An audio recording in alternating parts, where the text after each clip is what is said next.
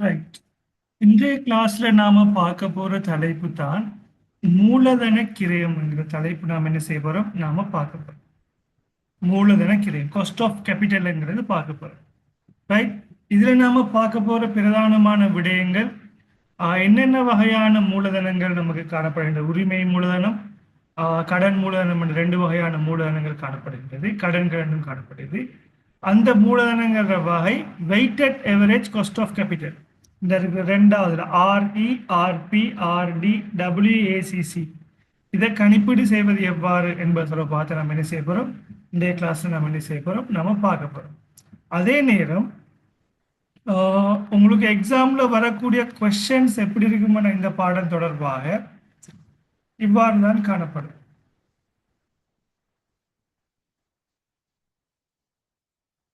உங்களுக்கு கேட்கக்கூடிய 3 கேள்விகள்: சாதாரண பங்குகளின் கிரயம், முன்னுரிமை பங்குகளின் கிரயம், மீட்கத்தக்க அல்லது மீட்கத்தகாத தனிச்சங்களின் கிரயம், இடையேற்று சராசரி மூலதன கிரயம் என்ன செய்வாங்க. உங்களுக்கு 4 கேள்விகள் வரும், 10 மார்க்ஸுக்கு வரும். ரைட். அது பாஸ் பேப்பர்ஸ்லையும் என்ன செய்யப்பட்டிருக்கு, உங்களோட மாடல் பேப்பர்ஸ்லையும் என்ன செய்யப்பட்டிருக்கு. இதே கேள்விகள் தான் என்ன செய்யப்பட்டது, உங்களுக்கு தொடர்ச்சியாக வரக்கூடிய கேள்விகளாக இருக்கு. இது பெரிய ஒரு பாடம் இல்லை, இது சின்ன ஒரு ஃபார்முலாஸோட சம்பந்தப்பட்ட பாடம். இந்த ஃபார்முலாஸ் எல்லாம் ஞாபகம் இருந்தால் என்ன செய்யலாம், இந்த கேள்வியை விரைவாக நமக்கு என்ன செய்ய முடியும், செய்து கொள்ளக்கூடியதாக காணப்படும். ரைட். இப்போ நம்ம என்ன செய்வோம், பாடத்துக்குள்ள வருவோம். ரைட். நிறுவனங்கள்ல பார்த்தீங்கன்னு சொன்னா 2 வகையான மூலதனங்கள் இருக்கு. குறுங்கால மூலதனம், நீண்ட கால மூலதனம்னு சொல்லுவோம். குறுங்கால மூலதனம் என்ன?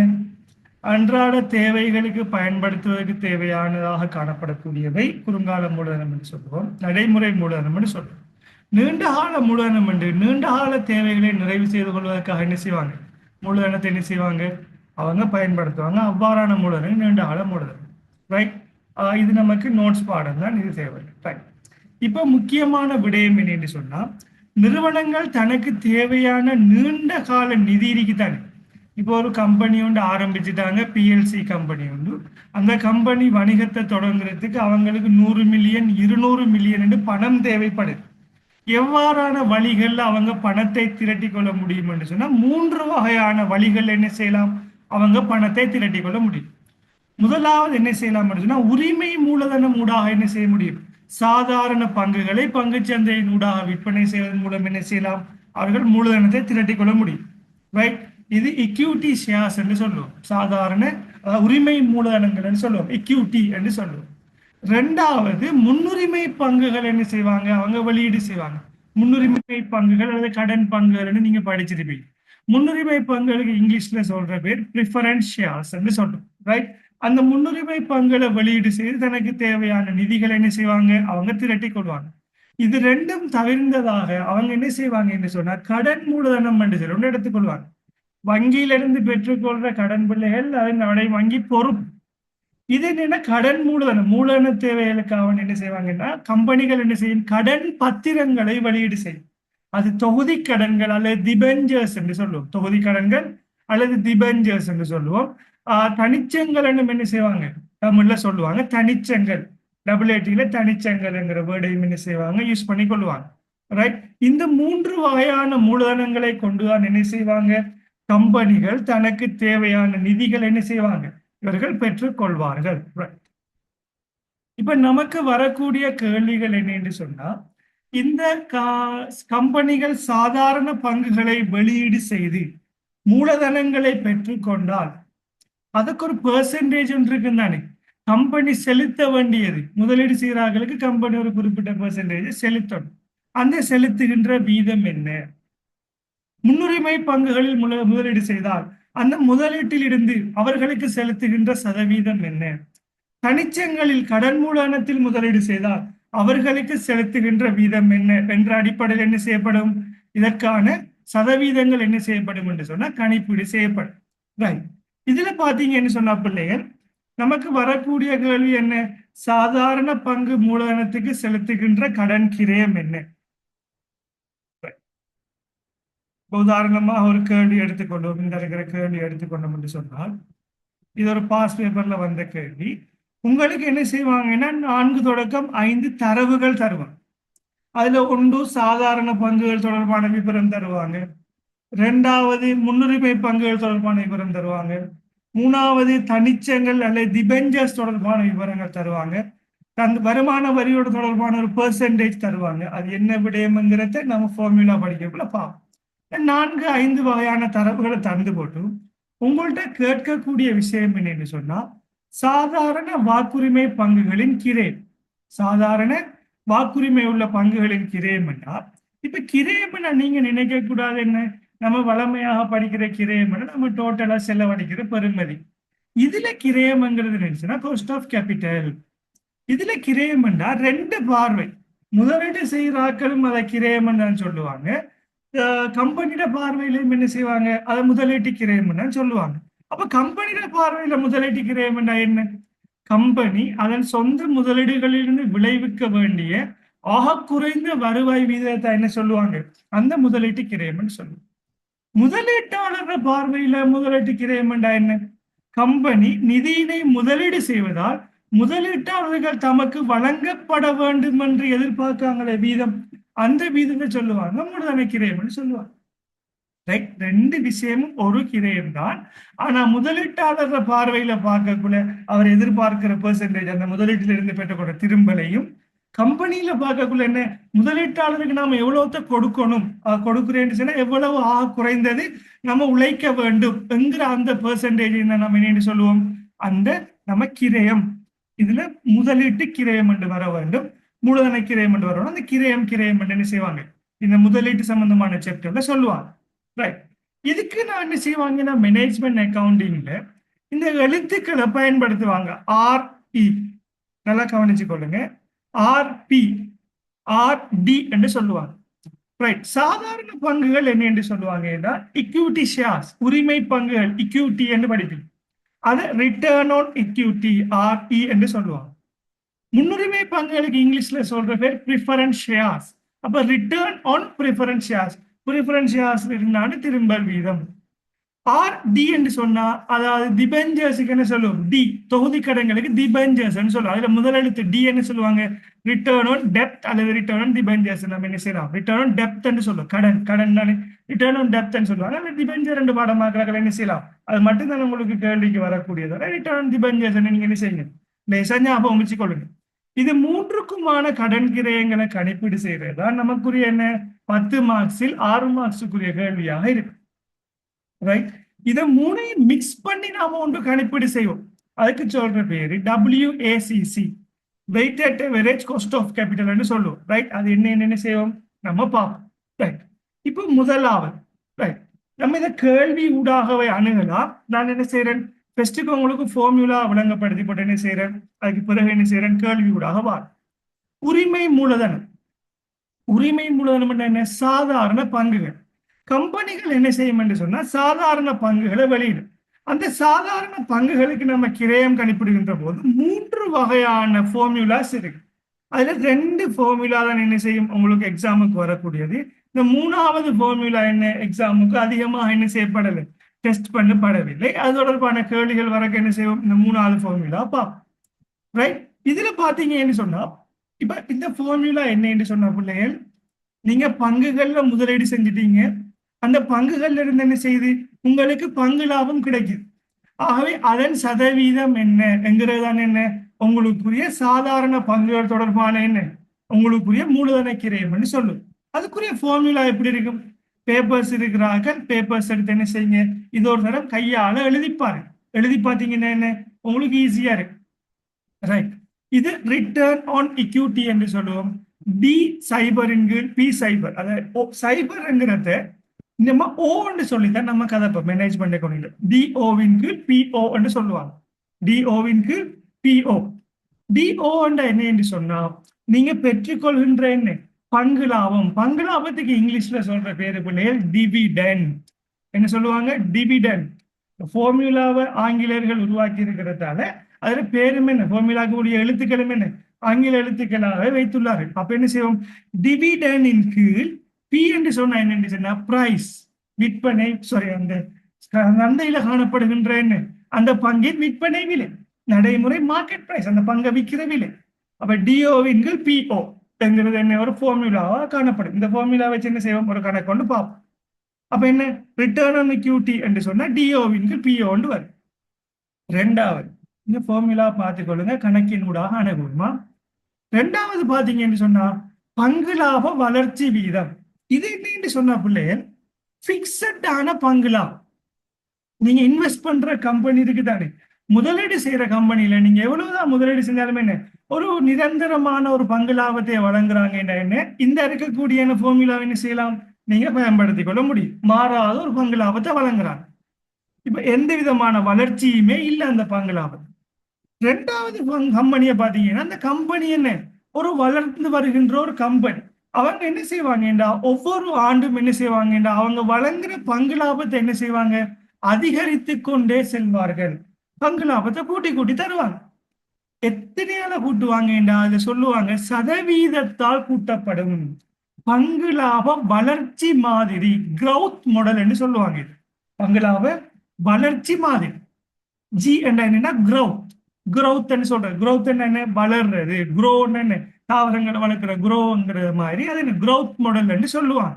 இதுக்குரிய ஃபார்முலா என்னன்னு சொன்னா, மேல பார்த்தது டிஓ தானே, சின்ன ஒரு வித்தியாசம் ஒன்று இருக்கட்டும் என்ன செஞ்சிருக்காங்க, D1 இன் கீழ் PO சக G என்று வருது. D1 என்னன்னு சொன்னா, இந்த டி சைபர் இருக்கு தானே, உங்களுக்கு அவங்க வளமையா தார பங்கு லாபத்தோட பிரக்கெட்டுக்கு என்ன செய்யணும், 1 சக G, எத்தனை சதவீதத்தால் ஆண்டுதோறும் என்ன செய்யும், அந்த பங்கு லாபம் இவ்வாறு வளர்ச்சி அடைந்து செல்லும் என்கிற சதவீதத்தை போடுறேன். பங்கு லாபம் வளர்ச்சி அடைந்து, இந்த அம்புக்குரிய பாருங்க, இந்த அம்புக்குறியில என்ன, ஜிங்கிறது என்ன, ஒரு வளர்ச்சி. அப்ப என்ன, டி என்ற அவங்க தார பங்கு லாபம் பிரக்கெட்டுக்கு 1 ஒன்றுதான், சக ஜி என்றா அவங்க தருவாங்க உங்களுக்கு பங்கு லாப வளர்ச்சி வீதம் என்ன செய்வாங்க, உங்களுக்கு கணக்குல என்ன செஞ்சிருப்பாங்க, அவங்க தந்திருப்பாங்க. உதாரணமாக நான் காட்டுற கணக்கில் என்ன செய்வேன், அந்த பங்குலாக வளர்ச்சி வீதத்தை காட்டுறேன். ரைட், இந்த இருக்கு கேள்வியை பாருங்க. உங்களுக்கு இப்படி வரக்கூடிய கேள்விகள் இப்படிதான் வரும்.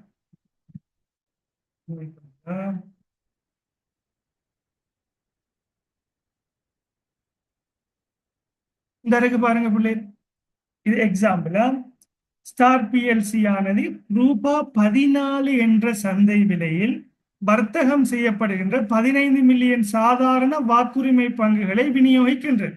அப்ப என்ன, 14 ரூபாய் சந்தை விலை.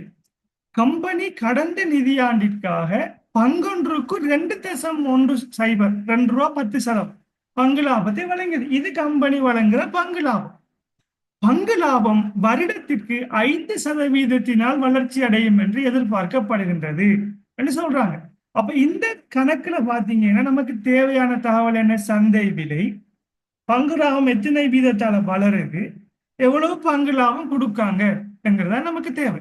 இப்ப இதுல மூலதன கிரயம் கேட்டா நாம பயன்படுத்த வேண்டிய ஃபார்முலா என்ன பிள்ளைகள், இந்த இருக்கிற ஃபார்முலாவை நாம் என்ன செய்யணும், பயன்படுத்தும். வளர்ச்சி வீதம் தந்தால் கிரவுத் மாடல், கோடன் சொல்றாங்க கிரவுத் மாடல், வளர்ச்சி ஃபார்முலாக்குரியதா, குரோத்துக்குரிய ஃபார்முலா. D1 என்ன மீனிங் என்றா, பங்கு லாபம் அவங்க தாராங்களை 2 ரூபாய் 10 உதாரணத்துக்கு, அதோட 1 சக 5 வீதம் 0.05 என்ன செய்வோம், தசமதானத்துல என்ன செய்வோம், நாம் அதை குறிப்பிட்டு போடுவோம். இதுல சந்தை விலையை போடுவோம், சக 0.05 5 வீதம்ங்கிறத நம்ம தசமதானத்துல போடுறோம். ரைட், போட்டோம்டா நமக்கு எதுக்குரிய விட வரும், இந்த சாதாரண பங்குக்குரிய மூலதன கிரயம் என்ன செய்யும், நமக்கு கிடைக்கப்படும். மூணாவது ஒரு ஃபார்முலா இருக்கு. இந்த ஃபார்முலா என்னென்ன பிள்ளைகள் உங்களுக்கு எக்ஸாம்ல அதிகமாக டெஸ்ட் பண்றேன். பட் என்ன செய்யணும், இந்த ஃபார்முலா தெரிஞ்சிருக்கும். இதுல என்ன சொன்னா, பங்கு லாபம்ங்கிறது உண்மையாக என்ன சொன்னா உங்களுக்கு ஒரு இடரான விஷயம். சில நேரம் லாபம் கிடைக்கலாம், சில நேரம் நட்டம் கிடைக்கலாம். ஆனா மத்திய வங்கியால வெளியீடு செய்யப்படுகின்றதான பிணை பத்திரங்கள், திரைசேரி உண்டியல், திரைசேரி முறை, அதுல உங்களுக்கு நட்டம் அடைய மாட்டீங்க. இன்வெஸ்ட் பண்ணினா உங்களுக்கு கட்டாயமா என்ன செய்யும், பிக்சட்டா உங்களுக்குரிய வட்டி வீதம் கவர்மெண்ட் தரும். அப்படிப்பட்ட சந்தர்ப்பத்துல நமக்கு எவ்வளவு இடர் இருக்கு, அந்த இடர் இருக்கு தானே, சாதாரண பங்குல இன்வெஸ்ட் பண்றதுக்கும் திரைசேரி உண்டியல இன்வெஸ்ட் பண்றதுக்கும் இடையிலான அந்த இடர்கள், அதை மதிப்பீடு செய்து அதை வச்சு நாம என்ன செய்யறோம், ஒரு உரிமையாண்மை கிரயம், ரிட்டர்ன் ஆன் இக்யூட்டி என்ன செய்யறோம், மூலதன கிரயம் சாதாரண பங்குகளுக்கு கணிப்பு. அதை கணிப்புறதுக்குமான ஒரு ஃபார்முலா தான் இது. RE என்று சொன்னா ஒரு பிரச்சனையும் இல்லை, ரிட்டர்ன் ஆன் இக்யூட்டி. நம்மட மூலதன கிரயத்தை கண்டுபிடிக்க போறோம். RF என்று சொன்னா ரிஸ்க் ஃப்ரீ, இடர் ஃப்ரீயாக உள்ளது, இடர் இல்லாத வருமான வீதம். இது என்ன செய்வாங்கன்னா உங்களுக்கு கணக்கிலே தருவாங்க. இது என்ன இடர் இல்லாத வீதம் என்ன சொன்னா என்ன, அதாவது நம்மட இவங்க தருவாங்களே திரைசேரி உண்டியலுக்கு இருக்கிற வட்டி வீதம். பீட்டா வெலுவென்று சொன்னா அந்த எவ்வளவு இடர் காணப்படுது என்று சொல்லி பீட்டா வெலுவும் அவங்களே தருவாங்க. இந்த பிக்கு கீழே கோடொண்டு இருந்தாருக்கு சொல்ற பேரு பீட்டா. அல்பா பீட்டான்னு நீங்க சயின்ஸ்ல படிச்சிருப்பீங்க, அந்த ஃபார்முலா தான். ஆனா பீட்டா நீங்க கால்குலேட் பண்றதா அவங்க தருவாங்க, பீட்டான்னு சொல்லி பெருமையை தருவாங்க. RM சொன்னா என்னன்னு சொன்னா நீங்க சாதாரண பங்குல இன்வெஸ்ட் பண்றீங்க, அந்த இன்வெஸ்ட் பண்றதுக்கு கிடைக்கிற என்ன பெர்சன்டேஜ் தான் RM சொல்லும். RF சொன்னா திரைசேரி உண்டியல் இருக்கு தானே, அந்த திரைசேரி உண்டியலுக்கு தர வட்டி வீதம்ங்கிறது தான் இந்த இருக்கிற RF சொல்றது. இது ஃபார்முலா இந்த இருக்கிறது. இது உதாரண கணக்கினூடாக நம்ம என்ன செய்வோம், நாம அதை பார்ப்போம். இது மூணும் தான் என்ன பிரதானமான ஃபார்முலாவா என்ன செய்யப்படுது, காணப்படுது. ரைட். இப்ப நாம இந்த ஃபார்முலா வச்சு நாம என்ன செய்ய போறோம்டா, ஒரு கணக்கை நாம என்ன செய்ய போறோம், நாம செய்ய போறோம். ரைட். இப்ப எல்லாரும் இந்த கணக்கை பார்த்து கொள்ளுங்க பிள்ளைகள். இந்த கணக்கை நான் உங்களுக்கு செஞ்சு காட்டுறேன். சாதாரண பங்குகளுக்கான கிரயத்தை செஞ்சு காட்டுறேன். 1 by 1 ஸ்டெப் பை ஸ்டெப்பா பார்ப்போம். இந்த கேள்வி ஒரு தரம் பாருங்க. இது ஒரு பாஸ் பேப்பர்ல வந்த கேள்வியை செஞ்சு காட்டுறேன்னா உங்களுக்கு ஒரு பைலட் பேப்பர் கேள்வியும் இருக்குதான். பைலட் பேப்பர் கேள்வியை செய்வோம். Right, okay, very good. Pilot paper கேள்வியை நம்ம என்ன செய்வோம், பெஸ்ட்ல இருந்து செஞ்சு வரோம். இந்த கேள்வியை பாருங்க. இதை வாசிங்க பிள்ளை, முதலாவது விஷயத்தை வாசிங்க.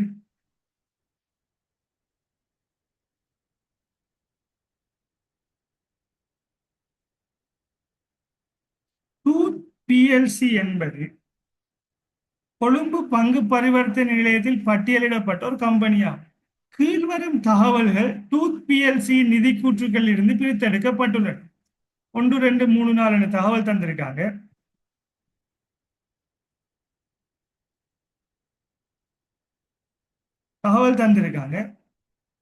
வேண்டப்படுவது என்ன கேட்டிருக்காங்க, சாதாரண பங்குகளின் கிரயம். இதுல கிரயம் என்று கேட்கறது என்னன்னு சொன்னா அந்த மூலதன கிரயத்தை தான் கேட்பாங்க. கேபிட்டல் கோஸ்ட் தான் என்ன செய்யறாங்க, நம்மகிட்ட கேட்காம 2 மார்க்ஸ் கேட்டிருக்காங்க. இப்ப தகவல் என்ன செய்யணும், வாசிக்கணும். இந்த வாசிச்சு எந்த ஃபார்முலா இதுக்கு பொருந்தும்ங்கிறத என்ன செய்யணும், நம்ம பார்க்கணும். இப்ப வாசிங்க பிள்ளை. தற்போது பங்கொன்று 12 ரூபாய் 50 என்ற விலையில் வர்த்தகம் செய்யப்படுகின்ற 62 மில்லியன் சாதாரண வாக்குரிமை பங்குகள் வணிகத்தில் உள்ளன. அது என்ன பங்கு என்று தேவையில்லை பிள்ளைகள், சாதாரண பங்கா முன்னுரிமை பங்கான்னு மட்டும்தான் பார்க்கணும். அதான் ஃபார்முலாவை தீர்மானிக்கும்.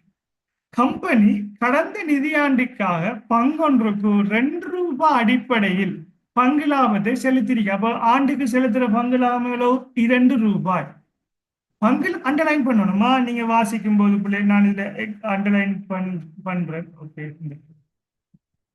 சாரி, நான் இதை அண்டர்லைன் பண்றேன்னா நீங்களும் என்ன செய்யுங்க, நீங்க எக்ஸாம்ல வாசிக்கும் போது அண்டர்லைன் பண்ணலாம். முக்கியமான விடயங்கள் வரக்கூடும். என்னென்ன முக்கியமான விடயங்கள் வாசிக்கிறீங்களோ அதுக்கு என்ன செய்யுங்க, உங்களோட பேனையாளர் அண்டர்லைன் பண்ணிக்கொள்ளுங்க. ரைட். பங்கொன்றுக்கு 2 ரூபாய் அடிப்படையில் பங்கு லாபத்தை என்ன செய்துள்ளது, செலுத்தியுள்ளது. பங்கு லாபமானது ஆண்டிற்கு 10% அதிகரிக்கும் என்று எதிர்பார்க்கப்படுகின்றது.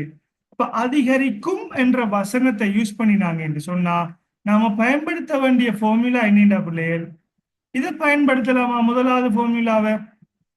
ரைட். எந்த விதமான வளர்ச்சியுமே இல்லை. வளர்ச்சி வீதம் தராட்டி பங்கு லாபத்தின் கீழ் விற்பனை விலை தர, சந்தை விற்பனை விலை தர போட்டாச்சு. வளர்ச்சி வீதம் தந்தால் நீங்க என்ன செய்ய வேண்டியது, இந்த D1 அதாவது D1க்கு பதிலாக நீங்க இதையே போடலாம். D0 சக DO பிராக்கெட் 1 சக G கீழ் PO சக G என்கிற ஃபார்முலா என்ன செய்யலாம், நீங்க யூஸ் பண்ணலாம். இந்த ஃபார்முலா எந்த சந்தர்ப்பத்தில் நீங்க யூஸ் பண்ணுவீங்கடா, இந்த கிரௌத்ங்கிறது தந்தால், வளர்ச்சி வீதம் தந்தால் மட்டும்தான் நீங்க என்ன செய்வீங்க, யூஸ் பண்ணுவீங்க. ஆகவே நீங்க இந்த கேள்விக்கு பயன்படுத்த வேண்டிய ஃபார்முலா என்ன, சாதாரண பங்கு என்று சொன்னா ரிட்டர்ன் ஆன் இக்யூட்டி RE என்கிற ஃபார்முலா தான் பாதிக்கும். அப்ப என்ன செய்யணும், முதலாவது நீங்க உங்களோட கேள்வியில இப்படி வந்து நீங்க என்ன செய்யணும், என்ன ஃபார்முலாங்கிறத பார்க்கணும். இந்த இருக்கிறதா ஃபார்முலா. நான் ஃபார்முலா நான் என்ன செய்யணும் உங்களுக்கு போட்டேன். ரைட். இந்த இருக்கிறதா ஃபார்முலா. ரைட், போட்டாச்சு. D1 PO சக G. D1 என்ன, டிஓ ஒன்று சக ஜியின் கீழ் பிஓ சக ஜி. ரைட், அவ்வளவுதான். உங்களுக்கு தெரிஞ்ச தகவல் என்ன பிள்ளைகள்? அந்த ஃபார்முலா நீங்க என்ன செய்யணும்? முதலாவது எழுதணும். எழுதி போட்டு நீங்க என்ன செய்யணும்? நீங்க பிரதியீடு செய்யணும். இப்ப நான் என்ன செய்யறேன்? பிரதியீடு செய்யறேன் பாருங்க. ரைட், இந்த ஆர்இக்கு நான் என்ன செய்ய போறேன்? பிரதியீடு செய்ய போறேன். ஆர்இ சமன் என்ன செய்ய போறேன்? பிரதியீடு செய்ய போறேன். பாருங்க எப்படி பிரதியீடு செய்வேன். D1 தானே, D1 என்ன இந்த இருக்கிறது டிஓ சக ஒன்று சக ஜிய போடணும். அப்ப டிஓ என்னடா பிள்ளைகள்? அவங்க வழங்குற பங்கு லாபம். சும்மா சாதாரணமாக வழங்குற பங்கு லாபம் எவ்வளவு? 2 ரூபாய். பிராக்கெட். எல்லாருக்கும் ஸ்கிரீன் விளங்கும் பண்ணி நினைக்கிறேன். விளங்காத போன் என்ன செய்யுங்க? லேண்ட்ஸ்கேப் மூட்டை போட்டு என்ன செய்யுங்க? கொஞ்சம் பார்த்துக்கோங்களா? ஸ்கிரீன் விளங்கும் பண்ணி நினைக்கிறேன். விளங்காத செட் பாக்ஸ்ல மெசேஜ் பண்ணிக்கோ. 2 ரூபா. இப்ப என்ன செய்யணும்? ஒன்று சக ஜி வளர்ச்சி வீதம் என்று கேட்டிருக்காங்க. வளர்ச்சி வீதம் என்ன? 10%. 10% நாம் என்ன செய்யணும் என்று சொன்னா, நம்ம தசமதானத்துல என்ன செய்யணும்? அதை குறிப்பிடணும். இப்ப தசமதானம் எல்லாருக்கும் குறிப்பிட தெரியும் தானே? ரைட், தெரியாத ஆட்கள் என்ன செய்யுங்கன்னா, இந்த இருக்கு பாருங்க கால்குலேட்டர். 10 வீதத்துக்கு தசமதானம் தெரியார்கள் 10 அடிச்சு போட்டு ஷிஃப்டோட இந்த சதவீத அடையாளத்தை அடிச்சிங்கன்னா என்ன வரும்? ஒண்டிங்கில் 10 வரும். இது என்ன செய்யும்? பின்னாடிப்படைய தசமத்துக்கு மாத்திரா இந்த எஸ்ல இருந்து டி டெசிமல்ங்கிறத கிளிக் பண்ணீங்கன்னா 0.1 வரும். அப்ப என்ன வரும்? 10% நாம் என்ன செய்யணும்? இங்க எழுதும் போது தசமதானத்துல எழுதணும். அப்ப என்ன? 0.1. ரைட், போட்டாச்சு. அதன் கீழ் என்ன செய்ய போறோம் பிள்ளை? அதன் கீழ்ங்கிறதுக்கு நான் என்ன செய்யறேன்? இந்த கீழ் அடையாளத்தை போடுறேன். கீழ் என்ன? பிஓண்டா பிரைஸ், சந்தை விலை. அப்ப கேள்வியில தந்திருப்பாங்க பாருங்க, தற்போதைய பங்கொன்றுக்கு 12.5 ரூபாய் என்ற சந்தை விலை. அப்ப 12.5. அப்ப நீங்க என்ன செய்யலாம் என்று சொன்னா, இந்த இருக்கிறத கால்குலேட்டர்ல நீங்க என்ன செய்யலாம்? பிரதியீடு செய்யலாம். கால்குலேட்டர்ல செய்யும் போது பாருங்க, ஒன்றோட 0.1 கூட்டணும். பிராக்கெட்டுக்கு இருக்கிறத முதல் கூட்டணும். பொட்மாஸ் முறைப்படி ஒன்றோட 0.1 கூட்டினா என்ன? 1 சக 0.1 என்ன வரும் பிள்ளை? 1.1 வரும். இப்ப 1.1 என்ன செய்யணும்? 2ஆல பெருக்கணும். அப்ப என்ன செய்யணும்? 2 தர 1.1 என்ன விட வருது?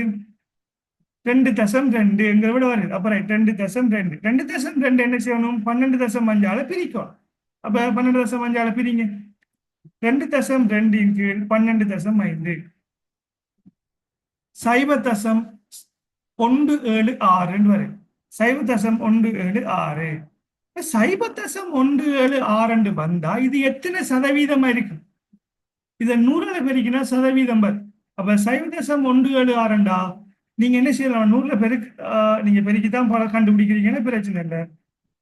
14.6 வீதம். 0.176 அது 14.6% என்ன செய்யப்படும்? சமனாக காணப்படும். 0.176 நீங்க வச்சிருந்தாலே போதுமானது.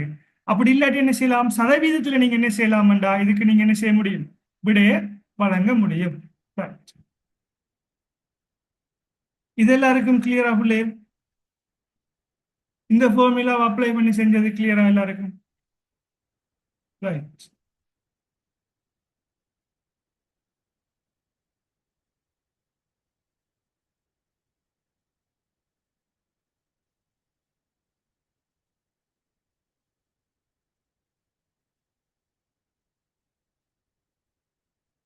ரைட்.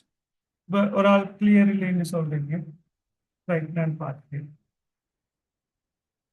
ஜியின் பெறுமதி என்ன என்று கேட்கிறேன். ரைட், முதலாவது என்னடா போல ஜியில பெறுமதி என்ன? ஜி என்ற என்ன? வளர்ச்சி. ஜி என்ற வளர்ச்சிக்குரியது. இந்த கேள்வியில பாருங்க, இந்த வளர்ச்சி வீதம் ஒன்று போட்டிருக்காங்களா இல்லையா? பங்கு லாபமானது ஆண்டிற்கு 10% அதிகரிக்கும். அதிகரிக்கும் என்ன பிள்ளைகள்? வளர்ச்சி அடையும். வளர்ச்சி அடையும் என்றால் ஜி சமன் 10%. அந்த 10% 10% என்று நம்ம என்ன செய்யலாம்? அது நம்ம ஃபார்முலால போடலாம். அது தசமதானத்துல நாம் போடணும். தசமதானத்துக்கு மாத்தினீங்கன்னா 0.1 வரும். அதைத்தான் நான் என்ன செஞ்சிருக்கேன்? இந்த இருக்கு பாருங்க, இந்த டி 0.1 சக ஜி என்று இருக்கிறதுல 1 சக 0.1 ஜிக்கு பதிலாக நான் என்ன செஞ்சிருக்கேன்? இதுல பிரதியீடு செஞ்சிருக்கேன். சரிதானே? இந்த பி சைபர் பிங்கிறது என்ன? பிங்கிறது சந்தை விலை 12.5. ரைட்.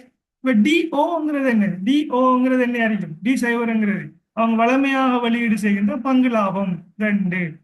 ரைட், அவ்வளவு. ரைட். இப்ப நாம் என்ன செய்வோம், அந்த ஃபார்முலா பகுதிக்கு நான் மீண்டும் போறேன்.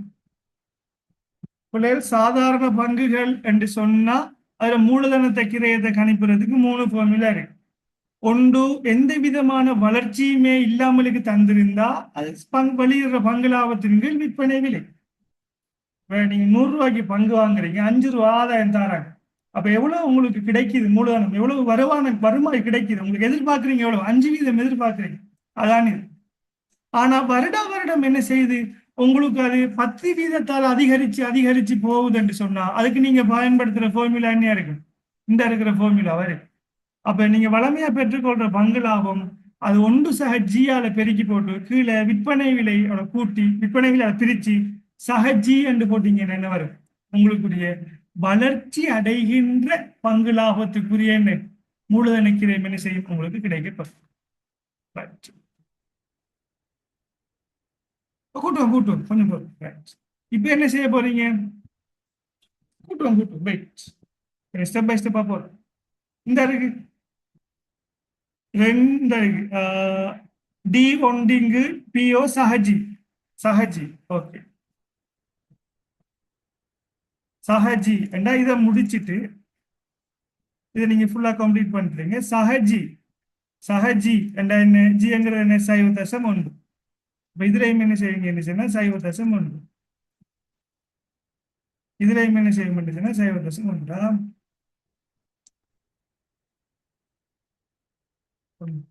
என்ன வரும் என்று சொன்னா உங்களுக்கு 0.176 சக 0.1 0.276. ஸ்டெப் பை ஸ்டெப்பா முடியும். 276 இது சதவீதத்துக்கு மாத்தினீங்கன்னா 27.6% இருக்கு.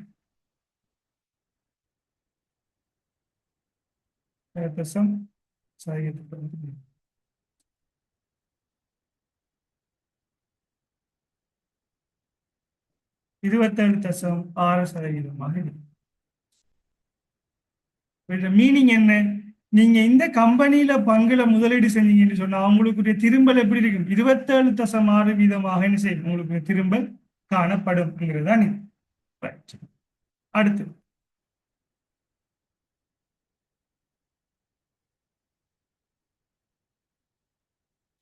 இதுல ஃபார்முலா இந்த இருக்கு தானே, D1 இருக்கு தானே, இந்த D1க்கு பதிலாக என்ன செய்யலாம், இப்படியும் போடலாம். இந்த D0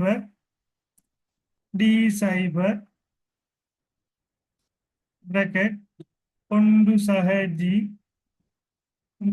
கீழ் என்ன செய்யலாம், PO இது முடிஞ்சதுக்கு பிறகு சக-G 2 தான். நாம் இந்த DO 1/Gங்கிறதுக்கு நம்ம பாவிக்கிறதா வித்தியாசத்துக்காண்டி பாவிக்கிறதா D1ங்கிறத பாவிக்கிறோம். இது D0ங்கிறது வளமையா தார பங்கு லாபம், D1ங்கிறது வளர்ச்சி அடைஞ்சதுக்கு பிறகு என்ன தாரதுங்கிறத பாக்குறது. ரைட், இந்த ஃபார்முலாவை நீங்க என்ன செய்யுங்க, நீங்க யூஸ் பண்ணி பாருங்க. எந்த ஃபார்முலா போட்டாலும் இது அன்பிட வரணும். இப்ப அடுத்ததுக்கு போகும்.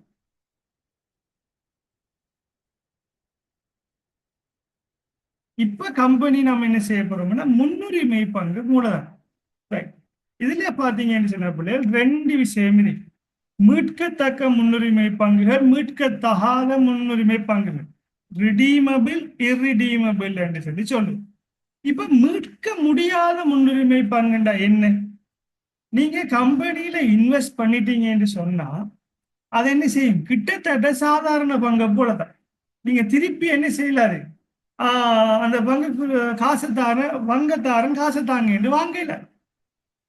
பிள்ளைகள் சாதாரண பங்குகளோட விளக்கம் என்ன, நீங்க கம்பெனியில பங்கை வாங்கிட்டீங்கன்னா எனக்கு இந்த பங்கு வேண்டாம் பணத்தை தாருங்கள் என்று கேட்க முடியுமா, கேட்கல. பங்கு சந்தையில விற்பனை செய்யலாம், ஆனா கம்பெனியில கேட்கலாமா, கேட்க முடியாது. அப்ப மீட்க முடியாது சாதாரண பங்கு. அதே போலதான் முன்னுரிமை பங்குல 2 வகையான முன்னுரிமை பங்குகள் இருக்கு. என்ன, ஒன்று மீட்கத்தக்க முன்னுரிமை பங்கு, மீட்க முடியாத முன்னுரிமை பங்கு. மீட்க முடியாத முன்னுரிமை பங்குன்ற என்ன, நீங்க அந்த பங்கு வாங்கினா நீங்க என்ன செய்யலாம், அது வாங்கின மாதிரி தான் சாதாரண பங்கு போல கிட்டத்தட்ட. இந்த பங்கு வேண்டாம் காசை தாருங்கள் என்ன செய்யலாது, கம்பெனிட்ட கேட்கல. அப்படிப்பட்ட முன்னுரிமை பங்கு சொல்லுவோம் என்று சொன்னா மீட்க முடியாத முன்னுரிமை பங்குகள். மீட்க முடியாத முன்னுரிமை பங்குன்னு சொல்லுவோம். இந்த மீட்க முடியாத முன்னுரிமை பங்குகளுக்குரிய மூலதன கிரயம் கணிப்புறத்துக்குரிய ஃபார்முலா என்ன? ஆர்பி என்று சொல்லுவோம். பி என்ற என்ன பிரிஃபரன்ஸ் ஷேர்ஸ். முன்னுரிமை பங்குகள் என்ன இந்த பிரிஃபரன்ஸ் ஷேர் என்று சொல்லுவோம். முன்னுரிமை பங்குகள் பிரிஃபரன்ஸ் முன்னுரிமை கொடுக்கிறது. ரிட்டர்ன் அண்ட் ப்ரிஃபரன்ஸ் ஷேருக்கு டி இன்கில் பிஓ பழமையானதா, எந்த மாற்றமுமே இல்லை. டி என்ன டிவிடன், அவர் தார பங்கு லாபம். பிஓ என்ன அவரோட சந்தை விலை. நல்லா ஞாபகம் வச்சுக்கணும். இப்ப நாம செய்யற எல்லாத்துக்கும் பயன்படுத்துறது என்ன விலை என்று சொன்னா சந்தை விலையைத்தான் நாம என்ன செய்யறோம் பயன்படுத்து. சந்தை விலை. பி என்கிறது என்ன? சந்தை விலையை தான் பயன்படுத்துறோமா? பி என்கிறது சந்தை விலை, மற்றொன்னு தேவை. இதுல இன்னொரு விஷயம் இருக்கிறேன்னு சொன்னா மீட்கக்கூடிய முன்னுரிமை பங்குகள். மீட்கக்கூடிய முன்னுரிமை பங்குடா 2025 ஆண்டு நான் உங்களுடைய முன்னுரிமை பங்கை கொள்வனவு செய்கின்றேன். நீங்கள் 2030 ஆண்டு அந்த 5 ஆண்டு இறுதியில் என்ன செய்யணும்? நான் பங்கை உங்கள்கிட்ட தந்துருவேன். இந்த பங்கை வாங்கினதுக்குரிய காசை நீங்க என்ன செஞ்சிடணும்? நீங்க என்னகிட்ட தந்துடணும்னு சொல்லி நீங்க இன்வெஸ்ட் பண்றது. நீங்க ஒரு முதலீட்டாளர் கம்பெனிகிட்ட போறீங்க, போய் சொல்றீங்க எனக்கு முன்னுரிமை பங்கு தாங்க. 5 வருஷத்துக்கு அந்த முன்னுரிமை பங்கை வச்சிருப்பேன். உதாரணத்துக்கு 5 வருஷம் முடிஞ்சதுக்கு பிறகு நான் முன்னுரிமை பங்கு உங்கள்கிட்ட தருவேன். நீங்க எனக்கு நான் இன்வெஸ்ட் பண்ண காசை என்ன செய்யணும்? எனக்கு தந்துடும். வருஷம் வருஷம் வட்டி தாரமாய் நீங்க தரணும், அதுல மாற்றம் இல்லை. ஆனா பங்குல இன்வெஸ்ட் பண்ண காசை என்ன செய்யணும்? தந்துடணும். அப்படி சொன்னா அந்த பங்குக்கு சொல்ற பேர் என்ன? மீட்கத்தக்க முன்னுரிமை பங்குகள், ரிடீமபிள் ப்ரிஃபரன்ஸ் ஷேர்ஸ் சொல்றோம். இதுக்கு நாம எப்படி கால்குலேட் பண்ற மூலதன கிரயம்டா? இதுக்கு ஃபார்முலா இல்லை. இதுக்கு ஐஆர்ஆர் மெத்தட் சொல்லுவோம். IRR internal rate of return. இது இலகுவான முறையில் என்ன செய்யணும் உங்களுக்கு சொல்லித்தரும். ஐஆர்ஆர் மெத்தட் படி என்ன செய்வாங்க என்று சொன்னா இதற்குரிய ஃபார்முலா என்ன செய்யும் காணப்படும். ரைட். இப்ப நமக்கு வந்த கேள்வியில பாவம் என்ன வகையான முன்னுரிமை பங்கு இருக்குன்னு சொல்றோம். ரைட். இந்த பாருங்க பிள்ளை, இந்த கேள்வியில பாருங்க டூத் பிஎல்சி ஆனது 10 மில்லியன். இதை கொஞ்சம் ரீட் பண்ணுங்க. டூத் பிஎல்சி ஆனது 10 மில்லியன் 15% பட்டியலிடப்பட்ட மீட்க முடியாத முன்னுரிமை பங்குகளை விநியோகித்துள்ளது. என்ன முன்னுரிமை பங்கு? மீட்க முடியாது. மீட்க முடியாதுன்னு என்ன பிள்ளைகள்? வாங்கினா வாங்கினதுதான். அப்ப என்ன கிட்டத்தட்ட சாதாரண பங்கு போல உள்ளது. அப்படிப்பட்ட ஒரு முன்னுரிமை பங்கு என்ன செஞ்சிருக்கோம்? கொள்வனவு செஞ்சிருக்கோம். அந்த முன்னுரிமை பங்கு ஒன்று ரூபாய் 30 விலையில் வர்த்தகம் செய்யப்படுது. அப்ப அந்த முன்னுரிமை பங்கின் சந்தை விலை எவ்வளவு பிள்ளைகள்? அந்த முன்னுரிமை பங்கின் சந்தை விலை ரூபாய் 30. பங்கொன்று வருடாந்த பங்கு லாபம் எவ்வளவு? 3 ரூபாய்க்கு பங்கு லாபம் கொடுக்காங்க. இப்ப இருக்கிற விஷயம் என்ன? 30 ரூபாய் சந்தை விலை, 3 ரூபாய் பங்கு லாபம், மீட்க முடியாத பங்கு தந்திருக்காங்க. ரைட். இப்ப நம்ம என்ன செய்யணும்? நம்மளோட ஃபார்முலாக்கு வருவோம். நம்மளோட மீட்க முடியாத முன்னுரிமை பங்குக்கு என்ன ஃபார்முலா பிள்ளைகள்? டி இன்கில் பிஓ, ஆர்பி என்று சொல்லுவோம். Preference shares. ஆர்பி சமன் டி இன்கில் பிஓ. டி என்ன அவங்க தார பங்கு லாபம், பிஓ என்ன நம்மளோட சந்தை விலை. ரைட். அப்ப நமக்கு ஃபார்முலா தெரியுமா இல்லையா? கால்குலேட் பண்ணணும். கால்குலேட் பண்ணுவோம். இந்த இருக்கு ஃபார்முலா பிள்ளைகள். இந்த ஃபார்முலா யூஸ் பண்ணுமா? இந்த இருக்கிற ஃபார்முலா டி இன்கில் பிஓங்கிற ஃபார்முலா தான். ரைட். இப்போ டி இன்கில் பிஓங்கிற ஃபார்முலா நான் பாருங்க. ரைட். டி இன்கில் பிஓ ஃபார்முலா என்ன? டி என்றா என்ன? அவர் தார பங்கு லாபம். எவ்வளவு தாராரு? முன்னுரிமை பங்குக்கு ரிட்டர்ன் ஆன் ப்ரிஃபரன்ஸ் ஷேர்ஸ். இந்த இருக்கிறத நீங்க எழுதணும் கட்டாயம். ஆர்பின்னு போடணுமா? அது நம்ம ஒன்றும் செய்யலாம். நம்மள ஃபார்முலா கவனம் என்ன செய்யணும்? நீங்க பயன்படுத்தாம ரிட்டர்ன் ஆன் ப்ரிஃபரன்ஸ் ஷேர்ஸ் என்ன வரும் விட? 3 கீழ் அது சந்தை விலை எவ்வளவு பிள்ளை? 30 ரூபாய். 3 கீழ் 30. 3 கீழ் 30. 3 கீழ் 30 என்ன வரும்? சொல்.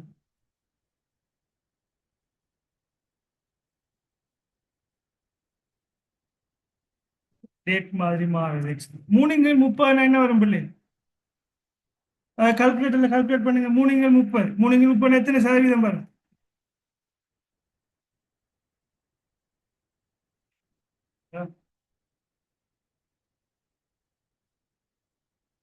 3 கீழ் 30 என்ன வரும் பிள்ளை?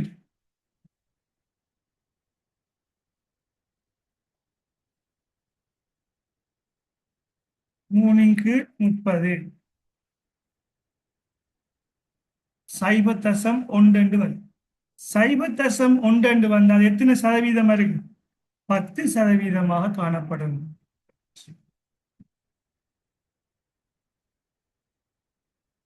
இது கிளியரா? மீட்க முடியாத முன்னுரிமை பங்குக்குரியது கிளியரா? உங்களுக்கு பெரும்பாலும் முன்னுரிமை பங்கு மீட்க முடியாத வரும். நான் மற்ற மீட்கக்கூடியதுக்கு படிச்சு தரல. மீட்கக்கூடியதுக்கு தான் நான் அந்த டிபெஞ்சரோட சேர்த்து படிச்சு தரணும். இது கிளியரா பிள்ளைகள்? ஓகே, இது கிளியர்னா நம்ம என்ன செய்வோம்? அடுத்ததுக்கு போவோம். ஐஆர்ஆர் நீங்க ஆல்ரெடி படிச்சிருக்கலாம், பட் நான் ஐஆர்ஆர் உங்களுக்கு சொல்லித்தரேன்.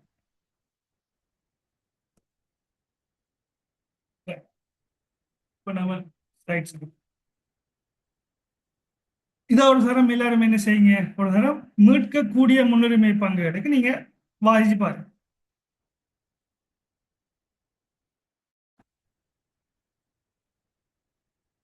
இதுக்கு நாம பயன்படுத்துற முறை என்ன?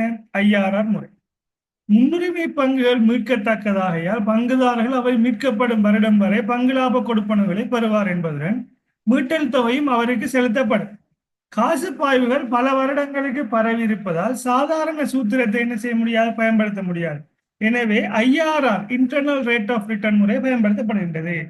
மீட்கத்தக்கது என்று வந்தா நம்ம ஐஆர்ஆர் தான் பயன்படுத்தணும். அடுத்து ஐஆர்ஆர் எப்படி பயன்படுத்துறேன்னு நான் சொல்லித்தரேன். இப்ப நாம பார்க்க போறது கடன் மூலதன கிரயம், ரிட்டர்ன் ஆன் டெப்த் என்று சொல்லுவாங்க.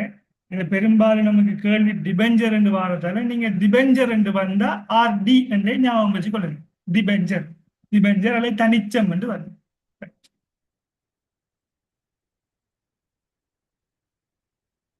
இப்ப நீங்க டிபெஞ்சர்ல இன்வெஸ்ட் பண்றது எனக்கு ஒரு 1 minute டைம் தாங்க.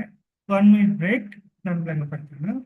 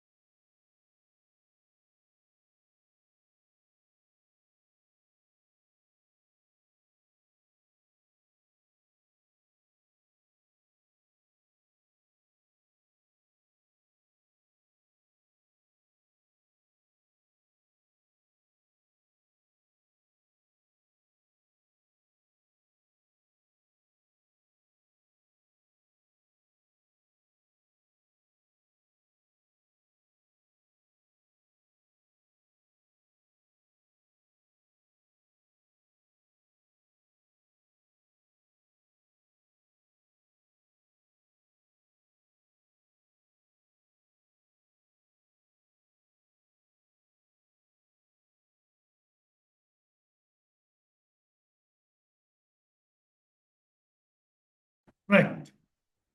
இப்ப கடன் மூலதன கிரயத்துக்கு வரும். ரிட்டர்ன் ஆன் டெப்த் அல்லது ரிட்டர்ன் ஆன் டிபெஞ்சர் சொல்லும். இது என்ன சொன்னா டிபெஞ்சர் சொன்னா கம்பெனிகள் தனக்கு கடன்கள் தேவைப்படுகின்ற போது என்ன செய்வாங்க, அவங்க கடன் பத்திரங்களை வெளியிடுவாங்க. அதுக்கு என்ன சொல்லுவோம், தனிச்சம் என்று சொல்லுவோம். அதுக்கு எப்படின்னு சொன்னா கட்டாயம் தனிச்சங்களுக்கு என்ன செய்வாங்க, முதலீட்டாளருக்கு என்ன செய்வாங்கன்னா அவங்க வட்டி கொடுக்கணும். முதலீட்டாளருக்கு வட்டி கொடுக்கணும். அந்த வட்டி என்ன செய்யும் என்று சொன்னா வரிக்குட்படக்கூடிய ஒரு வட்டியாக என்ன செய்யும், அது காணப்படும். அந்த ஆண்டுல என்ன வரி வீதம் இருக்குமோ அந்த வரிக்குட்படக்கூடியதாக இருக்கு. உங்களோட கேள்வியில என்ன செய்வாங்க, அந்த வரி வீதம் என்ன செய்வாங்கன்னா அங்க தருவாங்க. இப்ப வட்டி இப்போ 100 ரூபாய்னா அந்த 100 ரூபாய்க்கு உங்களுக்கு 30% வரி கழிப்போம் என்று சொன்னா உங்களோட கையில எவ்வளவு வரும்? 100 ரூபாயில இருந்து 30 ரூபாய் கழிப்பட்டால் 70 ரூபாய் தான் கிடைக்கும். அந்த 70 ரூபாயை வச்சு தான் நீங்க என்ன செய்யலாம், தீர்மானம் எடுக்கலாம் இது நமக்கு சாதகமான முதலீடா பாதகமான முதலீடா. வரியை கருத்தில் கொள்ளாமலுக்கு நீங்க முடிவெடுக்க முடியுமா? இல்ல.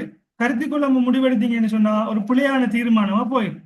ஆகவே கடன் மூலதனம் என்று வந்தா ரெண்டு வகையான விஷயம் இருக்குது.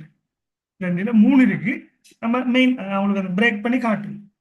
ஒன்று சந்தை பெறுமதி இல்லாத கடன் மூலதன கிரயம். அந்த கடனுக்கு என்ன சந்தை பெறுமதி இல்லை.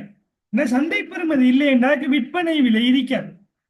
சந்தை பெறுமதி இல்லை என்று சொன்ன பிள்ளைகள் விற்பனை பெறுமதி அங்க இருக்காது, விற்பனை விலை அங்கே இருக்காது.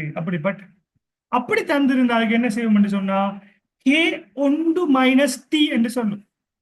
ரிட்டர்ன் ஆன் டெப்ட் அல்லது ரிட்டர்ன் ஆன் டிபெஞ்சர் என்றால் போடுங்க. கே ஒன்று மைனஸ் டி. கே என்று சொன்னா என்ன சொன்னா அந்த உங்களுக்கு கேபிட்டல் ரிட்டர்ன் ஆகிறது. கடனுக்கான வருடாந்த வட்டி வீதம், உங்களுக்குரிய கடனுக்கான வருடாந்த வட்டி வீதம் அதான் என்ன என்று சொல்லுவோம்? கே என்று சொல்லுவோம். அது வட்டி வீதம் கணக்குல தந்திருப்பாங்க. உதாரணமாக உங்களோட கடன் எடுப்போமே, உங்களோட கணக்குக்கு வந்தோம்டா எக்ஸாம்பிள் இங்க பாருங்க. மூணாவதுல கம்பெனியானது தனிச்சம் ஒன்று ரூபாய் 100 விலையில் ஆண்டிற்கு 14 வீதம் கூப்பன் வீதத்துடன் என்று சொன்னா சதவீதம் தந்திருக்காங்க தானே, இந்த கூப்பன் ரேட் என்று சொல்லி இந்த கூப்பன் சதவீதத்தை என்ன என்று சொல்லுவோம் சொன்னா இந்த கே என்று சொல்லுவோம். அவங்க கடனுக்கு தார அந்த டிபெஞ்சருக்கு தார வட்டி வீதம் ஒன்றுங்கிறது ஒன்றுதான். டி என்கிறது என்ன சொன்னா டெக்ஸ் ரேட். டி என்ன தெரியுதா உங்களுக்கு? டெக்ஸ் ரேட். டெக்ஸ் ரேட் என்ன செஞ்சிருப்பாங்க? அது கணக்குல தந்திருப்பாங்க. இங்க பாருங்க, வருமான வரி வீதம் தந்திருப்பாங்க, 30 வீதம் தந்திருப்பாங்க. நம்ம எப்பயும் ஃபார்முலாவில் போடும்போது அப்ளை பண்ணும்போது தசமதானத்துல நம்ம என்ன செய்யணும்? அப்ளை பண்ணும். அப்ப 30 வீதம் மைனஸ் சைபர் தசம் என்ன வரும்? 3 என்று வரும். இப்ப இதுதான் என்ன கடன், அதாவது கடன் மூலதனத்துக்கான என்ன மூலதன கிரயம் கணிப்புறது ஃபார்முலா. ஒருவேளை உங்களுக்கு என்ன செய்யறாங்க? விற்பனை விலை தந்திருந்தால், விற்பனை விலை சந்தை விலை தந்திருந்தால் அதே ஃபார்முலா வரும். உங்களுக்கு என்ன வரும்? உங்களுக்கு சந்தை விலை வரும். இது ரெண்டும் எதுக்குரியது என்று சொன்னா மீட்க முடியாது. ரெண்டும் இது மீட்க முடியாததான் இருக்கும். இது மீட்க முடியாததான். மீட்க முடியாத என்ன மீனிங்? இந்த கடன் பத்திரத்தை கொண்டு போய் குடிச்சு போட்டு காசை தாங்க என்று கேட்கல. அப்படிப்பட்டதுக்கு தான் என்ன வரும்? இந்த ஃபார்முலாவும் வரும், இந்த இருக்கிற ஃபார்முலாவும் வரும். மீட்க முடியாது. கே ஒன்று மைனஸ் டி விற்பனை விலை தந்திருந்தா விற்பனை விலை போற, விற்பனை விலை தராட்டி இந்த இருக்கிற ஃபார்முலா. இது ரெண்டும் என்னத்துக்குரியது? மீட்க முடியாததுக்குரியது. கே என்ன தெரிந்தானே உங்களுக்கு? கடனுக்கான அவங்க தர கூப்பன் ரேட் அல்லது வருடாந்த வட்டி வீதம். டி என்ற வட்டி, பி என்ற விற்பனை விலை, அதாவது விற்பனை விலை சந்தை விலை. சந்தைகள் கடன் பத்திரத்தை விற்கிற விலை, சந்தை விலை. இன்னொன்று இருக்கு என்ன என்று சொன்னா மீட்க கூடியது. மீட்க கூடியது என்று மீட்க கூடியது என்ன என்று சொன்னா இது நாம ஐஆர்ஆர் முறைப்படிதானே நம்ம என்ன செய்வோம்? நம்ம செய்வோம். வேற எந்த மெத்தட் படியும் செய்ய மாட்டோம். நம்ம முன்னுரிமை பங்குக்கும் பார்த்தோம் தானே, முன்னுரிமை பங்குக்கும் பார்த்தோம். மீட்கக்கூடிய முன்னுரிமை பங்கு என்று சொன்னா அதுல ஐஆர்ஆர் தான் என்னையா இருக்கும்? அதுல கடன் மூலதன கிரயமாக இருக்கும். டிபெஞ்சரா இருந்தாலும் தனிச்சமா இருந்தாலும் கடன் மூலதனமா இருந்தாலும் அது மீட்க கூடியதாக இருந்தா அதுக்கு என்னையா இருக்கும்?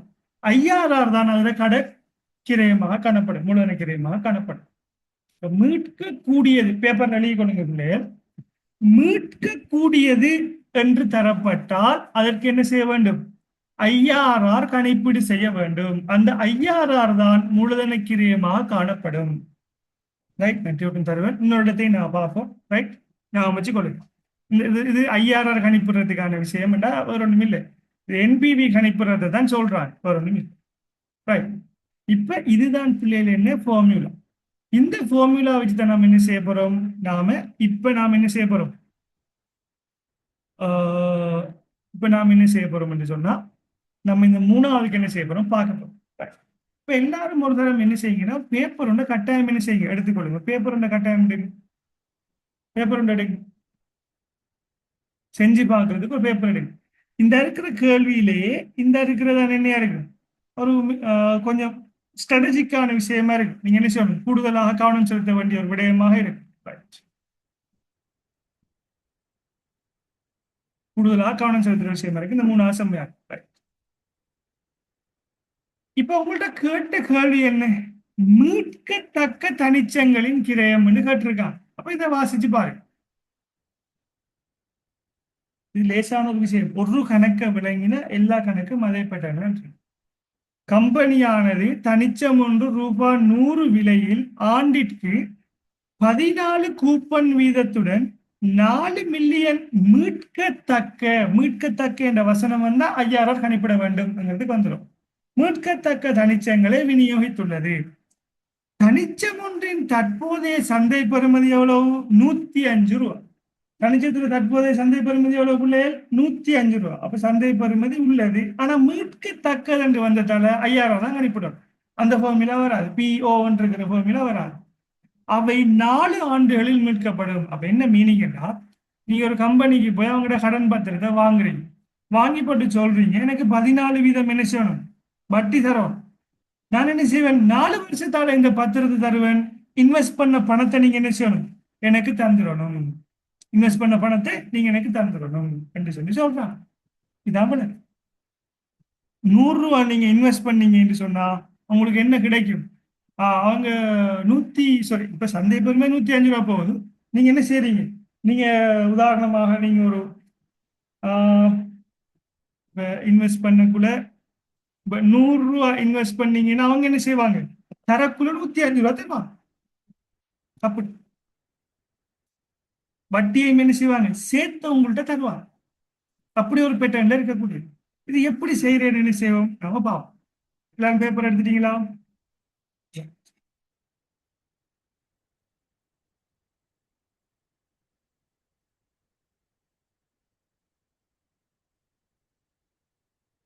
IRR கணிப்பீடு. இப்ப நாம என்ன செய்ய போறோம், IRR கணிப்பீடு செய்யறோம். IRR கணிப்பீடு செய்யறேன் என்னன்னு சொன்னா, என்பிவி பூச்சியமாக கூடிய நிலைமையில இருக்கிறதுக்கு வார அந்த டிஸ்கவுண்டிங் ஃபேக்டருக்கு சொல்ற பேரு தான் IRR சொல்லுது. என்பிவி பூச்சியமாக இருக்கும்போது வார அந்த சதவீதம், அந்த கழிவீட்டு காரணி இருக்குதானே, அந்த கழிவீட்டு காரணிக்கு சொல்ற ஒரு பேரு தான் IRR. மறந்துடப்படும். என்பிவி பூச்சியமாக இருக்கும்போது வரக்கூடிய கழிவீட்டு காரணிக்கு சொல்ற பேர் தானே என்ன, IRR காணப்படும்.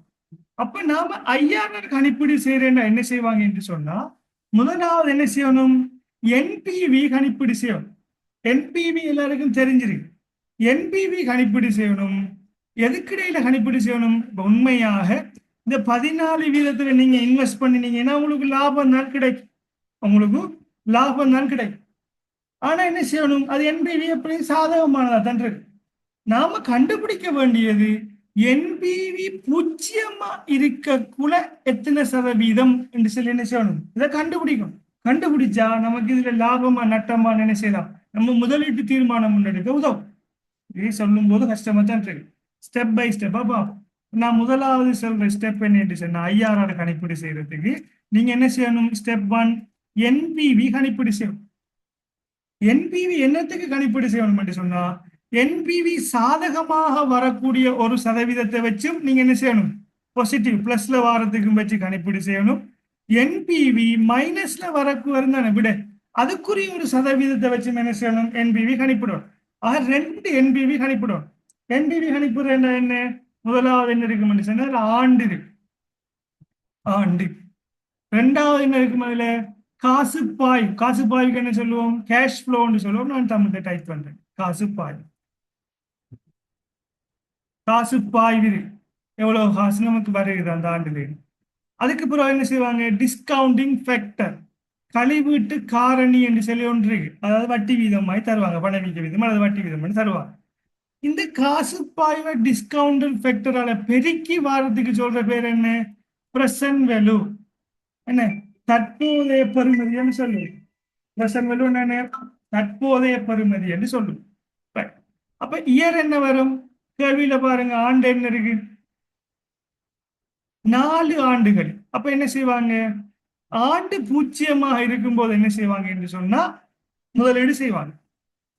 1 தொடக்கம் 4 ஆண்டுகளுக்கு என்ன வரும், 1 தொடக்கம் 4 வருடங்கள்.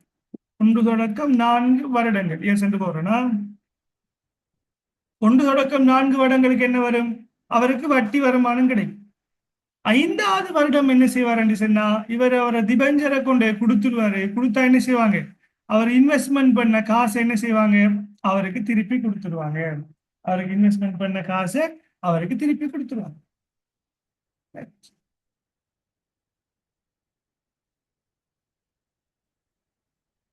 இதுதான் பேசிக்கான விஷயம். இது ஒரு தரம் பிள்ளைகள் என்ன செய்யுங்க, எழுதி எடுங்க, ஒரு அட்டவணையை போட்டு எடுங்க. இது என்பிவி ஒரு ஒரு பெர்சன்டேஜுக்கு நாம என்ன செய்ய போறோம். ரைட், அட்டவணை எழுதி எடுங்க.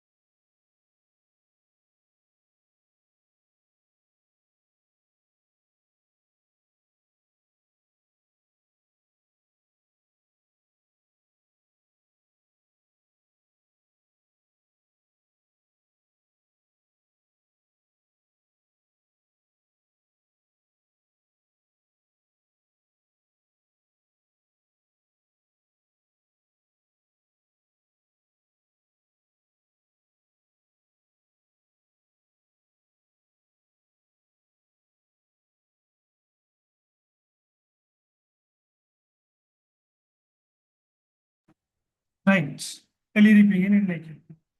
இப்ப உதாரணமாக நம்ம என்ன செய்வோம் என்று சொன்னா, நமக்கு தந்திருக்கிற சதவீதம் என்ன பிள்ளை எழுதுல, 14 வீதம். இப்ப என்ன செய்யலாம்னா, நாம ஒரு 14 வீதத்துக்கு என்ன செய்யலாம், இதை கணிப்பீடு செஞ்சு பார்க்கலாம், அல்லது வேற 2 வீதம் எடுத்து பார்க்கலாம். 10 வீதம் ஒரு பெர்சன்டேஜ் எடுத்து பார்க்கலாம். இப்ப நான் அவர் தந்த பெர்சன்டேஜுக்கு நான் ஒரு தரம் என்ன செய்யும், பெஸ்ட்டுக்கு செய்யலாம். 14 வீதம்ங்கிறத எடுப்போம். அல்ல இப்ப என்ன செய்ய போறோம்டா, இதே போல ஒரு அட்டவணை என்பிவி நாம கணிப்பிடணும். என்னத்துக்கு கணிப்பிடணும், இன்னொரு ரேட்டுக்கு கணிப்பிடணும். நீங்க உங்களோட ஹொப்பியில இன்னொரு ஃபார்ம் என்ன செய்யலாம், இன்னொரு ஃபார்மேட் அடிக்கலாம். இதை முடிச்சு போட்டு நம்ம செய்யலாம். இது 14 வீதத்துக்கு கணிப்பிட மாட்டோம். இதை விட குறை, அப்படி இல்லாட்டி என்ன, இதை விட கூடுதலான ஒரு பெர்சன்டேஜுக்கு என்ன செய்யணும், நம்ம கணிப்பிடும். இப்ப அண்ணளவா நான் என்ன செய்யறேன்னு சொன்னா, ஒரு 5 வீதம் பார்ப்போமா, ஒரு 10 வீதத்துக்கு கணிப்பீடு செஞ்சு பார்ப்போம். 10 வீதத்துக்கு கணிப்பிடப்படும். இது 14 வீதம் இருக்கு. இதை விட குறைவாக நம்ம என்ன செய்யணும், ஒரு 10%க்கு என்ன செய்யணும், 10 ஓகே, ஒரு 8%, இல்லாட்டி 5%க்கு கணிப்பிட்டு பார்க்கணும். 5 வீதம், 8 வீதத்துக்கு கணிப்பிட்டு பார்ப்போம். 8 வீதத்துக்கு இதை என்ன செய்வோம், அடுத்த அட்டவணை கணிப்பிட்டு பார்ப்போம். Right. இப்ப நீங்க கவனிங்க, இந்த கேள்வியை நல்லா வாசிங்க.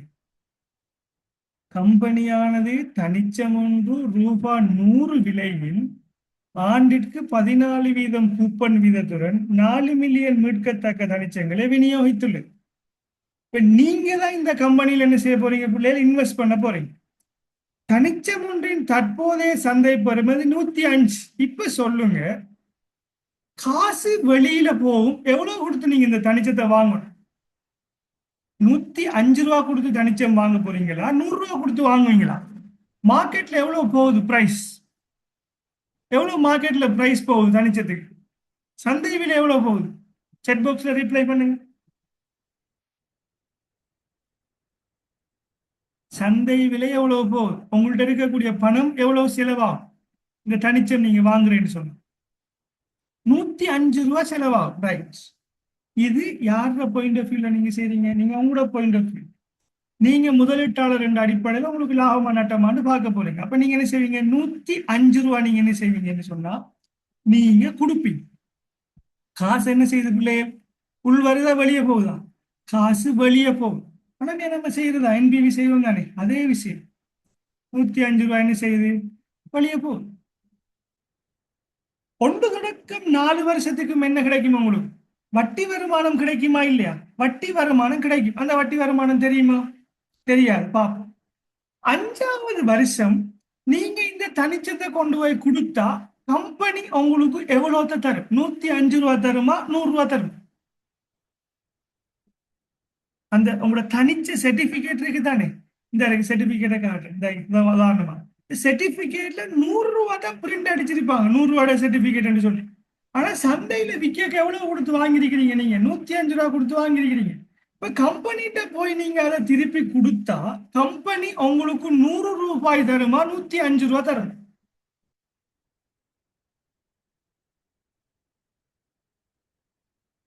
கம்பெனிக்கு நீங்க அதை கொண்டு போய் எனக்கு இந்த தனிச்சம் 4 வருஷம் முடிஞ்சு இந்தாங்க என்று கொடுத்தா கம்பெனி எவ்வளவு தரும்? அந்த தனிச்சத்துல எவ்வளவு முகப்பெறுமதி இருக்கோ அதுதானே உங்களுக்கு தரும். எவ்வளவு தரும்? 100 ரூபா தான் தரும். 105 ரூபா நீங்க புரோக்கர்கிட்ட கொடுத்து வாங்கியிருப்பீங்க. நீங்க புரோக்கர் தானே வாங்குறீங்க. புரோக்கர் உங்களுக்கு 105 ரூபாய்க்கு தான் வித்திருப்பாரு. ஆனா அந்த அந்த புரோக்கர் வித்த அந்த அந்த சர்டிபிகேட்ல எவ்வளவு ஒன்று இருக்கும்? 100 ரூபாய்ட்டு தான் இருக்கும். நீங்க அந்த 100 ரூபாய் சர்டிபிகேட்டை கொடுத்தா கம்பெனி எவ்வளவு தரும் உங்களுக்கு திருப்பி? உங்களுக்கு திருப்பி 100 ரூபாயை தான் தரும். அப்ப 5வது வருஷம் இருக்குது. 5 வருஷமா 4 ஆண்டுகளில் அப்ப 4வது ஆண்டு சரியா? 4வது ஆண்டு 4வது ஆண்டு இறுதியில் உங்களுக்கு எவ்வளவு கிடைக்கும்? 100 ரூபாய் என்ன செய்யும் உங்களுக்கு? உங்களுக்கு கிடைக்கும். 4வது ஆண்டு உங்களுக்கு 100 ரூபாய் கிடைக்கும். இப்ப வருஷ வருஷம் உங்களுக்கு வட்டி கிடைக்குமா இல்லையா? வட்டி கிடைக்கும். வருஷ வருஷம் உங்களுக்கு வட்டி கிடைக்கும். வருடா வருடம் உங்களுக்கு வட்டி கிடைக்கும். வட்டி எவ்வளவுன்னு சொல்லியிருக்காரா? வட்டி எவ்வளவு ரூபாய் என்று சொல்ல. ஆனா வட்டி வீதம் எவ்வளவுன்னு சொல்லியிருக்காரு. எவ்வளவு வட்டி வீதம்? 14% வட்டி தருவோம் என்று சொல்லியிருக்காரு. இந்த சந்தர்ப்பத்துல பிள்ளைகள் நீங்க பயன்படுத்தணும் என்னன்னு சொன்னா, நீங்க வட்டியை நீங்க கணிப்பீடு செய்யணும். எவ்வளவு வட்டி வருது உங்களுக்கு? அப்ப வட்டியை நீங்க எப்படி கணிப்பீடு செய்வீங்க? ரைட். இப்ப நான் என்ன செய்யறேன்? உங்களுக்கு வட்டியை கணிப்பீடு செய்ய காட்டுறேன் பாருங்க. அப்ப ஸ்டெப் 2 இந்த இருக்கிற நீங்க செய்ய போறீங்க. என்பிவி சம்பந்தமான டேபிள் ஸ்டெப் 1 செய்ய போறீங்க. ஸ்டெப் 2 என்ன? நீங்க வட்டியை நீங்க கணிப்பீடு செஞ்சிருக்கணும். ஸ்டெப் 2 வட்டி எப்படி கணிப்பீடு செய்யறேன்னு சொன்னா, இதுக்கு நம்முடைய அதே formula K bracket 1 minus T. இந்த ஃபார்முலாவை தான் நீங்க பாருங்க. ஞாபகம் வச்சுக்கணும். கே 1 மைனஸ் டி என்கிற ஃபார்முலா தான் பாவிக்கணும். இதை பயன்படுத்தினீங்கன்னா உங்களுக்கு கிடைக்கிற உண்மையான வட்டி வீதம் உங்களுக்கு கிடைக்கும். இப்ப கே எவ்வளவு? கம்பெனி சொல்லுது உங்களுக்கு 14% வட்டி தருவோம் என்று சொல்லி. அப்ப என்ன சொல்லுவோம்? இந்த 14% 0.14 என்று எழுதும். 1 மைனஸ் அரசாங்கம் என்ன செய்யுதுன்னு சொன்னா, உங்களோட வட்டிக்கு எத்தனை சதவீதம் வரி விதிக்குது? வருமான வரி 30% வருமான வரி. அப்ப 30% வருமான வரி நீங்களாக வாரதான் என்ன இருக்கும்? உங்களுக்கு கிடைக்கிற உண்மையான வட்டியா இருக்கு. ஆக உங்களுக்கு கிடைக்கிற உண்மையான வட்டி வீதம் என்ன பிள்ளை? 0.14 தர 1 மைனஸ் 0.3. அப்ப நீங்க கால்குலேட்டர்ல செய்யலாம். 1ல இருந்து 0.3 கழிச்சா 0.7. இந்த 0.7 0.14 பெருக்கு 14% பெருக்கினா உங்களுக்கு கிடைக்கிற எத்தனை வீதம் வட்டி? உங்களுக்கு உண்மையா கையில கிடைக்கிற வட்டி எத்தனை வீதமா இருக்கு? 0.098 வீதம். 0.098 கிடைக்கும். இப்ப 0.098 அது எத்தனை சதவீதமா இருக்கு? எத்தனை சதவீதமா இருக்கு? 100ஆல பெருக்கி பாத்தீங்கன்னா அது சதவீதத்துல விட வரும். அது சதவீதத்தை கிளிக் பண்ணி பாத்தீங்கன்னா நம்பர் 9.8 வீதம். அப்ப உங்களுக்கு கிடைக்கிற வட்டி எத்தனை சதவீதம் வட்டியா இருக்கு? 9.8 வீதம் தான் என்ன செய்யும்? உங்களுக்கு வட்டி கிடைக்கும். வருஷா வருஷம் வட்டி கிடைக்கும். ரைட். இந்த 9.8 வீதம் உங்களுக்கு 8 வீதம் வட்டி கிடைக்கும். எவ்வளவுன்னு சொல்லல, வீதம் வட்டி கிடைக்கும். வரியெல்லாம் கழிச்சதுக்கு அப்புறம் கூட கையில கிடைக்கிறது 9.8 வீதம். இது கிளியரா பிள்ளை? 1 பை 1 கேட்டு சொல்றேன். டெஸ்ட் கணக்கு தான் இவ்வளவு டீப்பா போகும். 2ஆம் கணக்கு ஃபாஸ்டா போயிடும். இது உங்களுக்கு கிளியர். ரிப்ளை பண்ணுங்க.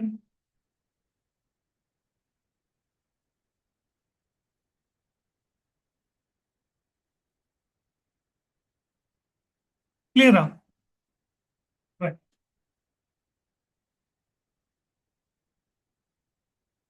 இது கிளியர். இப்ப சொல்லுங்க, 9.8 வீதம் தானே வட்டி கிடைக்குது. நீங்க எவ்வளவு நீங்க முகப்பெறுமதியான இதை வாங்குறீங்க? டிபெஞ்சர் கம்பெனியில வெளியீடு செஞ்ச எத்தனை? 100 ரூபாட ஒரு ஒன்று வாங்கியிருக்கிறீங்க. எல்லாம் இல்லையா? ஒன்றுக்கு தான் பாரு. ஒன்று வாங்கியிருக்கிறீங்க. 100 ரூபாய்க்கு வாங்கியிருக்கிறீங்க. இப்ப நீங்க 100 ரூபாய்க்கு வாங்கினீங்கன்னு சொன்னா கம்பெனி எவ்வளவு தரும்? 100 ரூபாய்க்கு வாங்கியிருக்கிறீங்க. உங்களுக்கு 9.8 வீதம் வட்டி தர போறாங்கன்னா உங்களுக்கு எவ்வளவு வட்டி தருவாங்க? 9 ரூபாய் 80% வட்டி தருவாங்களா இல்லையா? 9 ரூபா 80% என்ன செய்வாங்க? உங்களுக்கு வட்டி தருவாங்க. பாருங்க, 9 100 ரூபா 100 ரூபா தர 9.8%. 9.8% எப்படி பாக்குறேன்? ஷிஃப்டோட இந்த சதவீத அடையாளம் இந்த இருக்கு பாருங்க. டைப் பண்ணீங்கன்னா உங்களுக்கு எவ்வளவு கிடைக்கும்? 9 ரூபாய் 8 சதம், 80 சதம். 9 ரூபாய் 80 சதம் என்ன செய்யும்? உங்களுக்கு வட்டியாக கிடைக்கும்.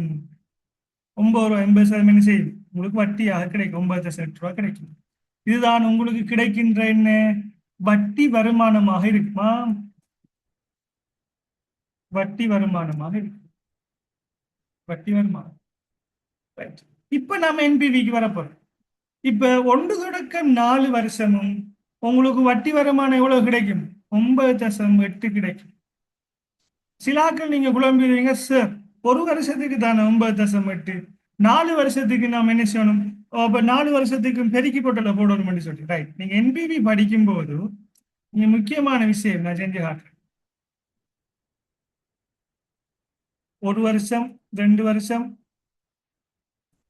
3 பிரச்சனை இல்லை. கொஞ்சம் வெயிட் பண்ணுங்களா?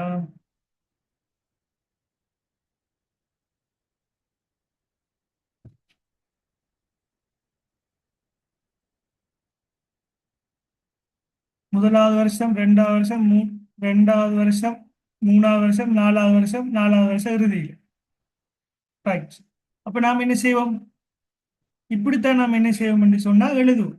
இப்படி எழுதி முதலாவது வருஷம் 9 ரூபாய் 50 சதம் வரும், 2வது வருஷம் 9 ரூபாய் 50 சதம் வரும், 3வது வருஷம் 9 ரூபாய் 50 சதம் வரும், 4வது வருஷம் 9 ரூபாய் 50 சதம் வரும். 4வது வருஷம் இவர் அதை மீட்பாரா இல்லையா? மீட்கக்குள்ள இவர ஹை லெவலில் கிடைக்கும். கம்பெனி 100 ரூபாய் தரும். இப்படித்தான் நாம் என்ன செய்வோம்? நாம உண்மையாக என்ன செய்யணும்? இது உங்களுக்கு ஒரு என்பிவி இருக்கு. இது அதிகமான கோடுகள் எழுதுறோம்ங்கிறதுக்காக இதை ஷோர்ட்டா என்ன செய்வாங்க என்று சொன்னா, இந்த 1 தொடக்கம் 4 என்று இதை மாத்தி போட்டு என்ன செய்வாங்க? காசு பாய்வு 9.8 எடுப்பாங்க. ஆனா இந்த டிஸ்கவுண்டிங் ஃபேக்டர் இருக்கு தானே, டிஸ்கவுண்டிங் ஃபேக்டர் 1 தொடக்கம் 4 வருஷத்துக்கானது என்ன செய்வாங்க? மாத்துவாங்க.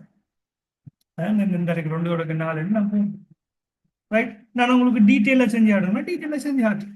Right, okay. முதலாவது வருஷம் 9.8, 2வது வருஷம் 9.8, 3வது வருஷம் 9.8, 4வது வருஷம் 9.8 ரூபா. 4வது வருஷம் கடைசியில் என்ன செய்வார்? அவருக்கு 100 ரூபா காசு என்ன செய்யும்? அவருக்கு அந்த டிபெஞ்சரை கொண்டு ஒப்படைச்சு அவருக்கு கிடைக்கும். ரைட். இப்போ டிஸ்கவுண்டிங் ஃபேக்டர், டிஸ்கவுண்டிங் ஃபேக்டர் உங்களுக்கு தெரியும் எவ்வளோ? பூச்சிய வருஷத்துல எவ்வளவு? பூச்சிய வருஷத்துல 1 ரூபாயாட்டம் இருக்கு. 1 ரூபா 1 ரூபாயாட்டம் இருக்கு. 14 வீத பணவீக்கம் இருக்கும்போது முதலாவது வருஷம் எவ்வளவு இருக்கு? எப்படி பார்க்கல டிஸ்கவுண்டிங் ஃபேக்டர்? டிஸ்கவுண்டிங் ஃபேக்டர் பார்க்க தெரியுமா எல்லாருக்கும்? கொஞ்சம் வெயிட் பண்ணுங்க.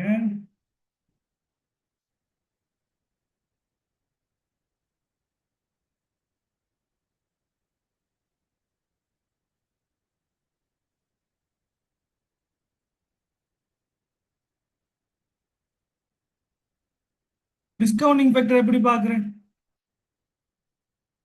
டிஸ்கவுண்டிங் ஃபேக்டர் பார்க்க தெரியும் தானே பிள்ளை? 1 தசம் எத்தனை சதவீதமோ அதை டைப் பண்றேன். 1.14. 14 என்ன? 0.14 தானே. 1 சக 0.14 எத்தனையாம் அடுக்கண்டு வரும்? -4ஆம் அடுக்கண்டு கொடுத்தீங்கன்னா என்ன வரும்? 4ஆம் அடுக்கண்டு கொடுத்தீங்கன்னா என்ன வரும்? உங்களுக்குரிய டிஸ்கவுண்டிங் ஃபேக்டருக்குரிய என்ன செய்யும்? டிஸ்கவுண்டிங் ஃபேக்டர் வரும். கழிவிட்டு காரணி என்று சொல்லுவார். டிஸ்கவுண்டிங் ஃபேக்டர் என்ன? கழிவிட்டு காரணி. கழிவிட்டு காரணி கிடைக்கும். அப்ப என்ன வரும்? 0.877 3 காரணத்திலையும் போடலாமா? 7. 2வது வருஷம் இந்த இருக்கிற கர்சரை தட்டினீங்கன்னா உங்களோட கீபோர்ட், உங்களோட கால்குலேட்டர்ல 2வது வருஷத்தை கொடுத்து என்டர் பண்ணினீங்கன்னா என்ன வரும்? 2வது 0.769.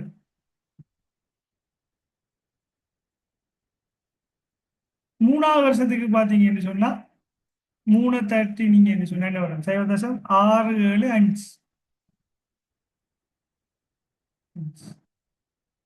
4வது வருஷத்துக்கு 4 தட்டினீங்கன்னு சொன்னா வரும் 0.592. இது 4வது வருஷம் தான். ஆகவே என்ன? 0.592. இப்படி தனித்தனியும் செய்யணும். இப்போ சில ஆட்கள் கேட்பீங்க, சார் இதை கால்குலேட்டர்ல டைப் பண்ணணும், எங்களுக்கு அந்த டேபிள் தர மாட்டாங்களான்னு சொல்லுவோம். டேபிள் தருவா. நீங்க டபிள்யூடியில் நீங்க என்ன செய்யலாம்னு சொன்னா பிரசன்ட் வேல்யூ டேபிள் தாங்க என்று சொல்லி கேட்கணும். கேட்டீங்கன்னு சொன்னா இப்படி ஒரு டேபிள் ஒன்று வரும் உங்களுக்கு, ஒரு மடக்கு அட்டவணை வாங்கி தருவாங்க. நீங்க கண்டுபிடிக்கணும் பிரசன்ட் வேல்யூ டேபிள் எங்க இருக்குன்னு கண்டுபிடிக்கணும். அது ரெண்டு வேல்யூ இருக்கும் பிள்ளைகள், கியூமுலேட்டிவ் வேல்யூ வந்து வேறையா இருக்கும், பிரசன்ட் வேல்யூ வந்து வேறையா இருக்கும். பிரசன்ட் வேல்யூ டேபிள பார்க்கணும் நீங்க, இது தனித்தனியா பார்க்கறது. எத்தனை சதவீதம் நீங்க இப்ப பாக்குறீங்க? 14%. இப்ப பாக்குறீங்க முதலாவது வருஷம் என்ன வரும்? 0.877, 0.769, 0.675, 0.592 4 வருஷத்துக்கு இருக்கு. ரைட். இப்ப நம்மளும் என்ன செஞ்சிருக்கோம்? அதைத்தான் என்ன செஞ்சிருக்கோம் சொன்னா கால்குலேட்டர் என்ன செஞ்சிருக்கோம்? நாம கால்குலேட்டர்ல கண்டுபிடிச்சிருக்கோம். டேபிள் தராட்டி அல்ல டேபிள் இல்லாதாக்கள் நீங்க என்ன செய்யலாம்? கால்குலேட்டர், சயின்டிபிக் கால்குலேட்டர் பாவிக்கலாம். ரைட். இப்ப என்ன செய்ய போறீங்க? தற்போதைய பெறுமதி பார்க்கணும், என்ன செய்யணும்? காசு பாய்வை டிஸ்கவுண்டிங் ஃபேக்டரால பெருக்கணும். இது இதால பெருக்கணும். பெருக்கி விட எடுத்தீங்கன்னா என்ன வரும்? ஒன்னு பெருக்கி விட எடுங்க.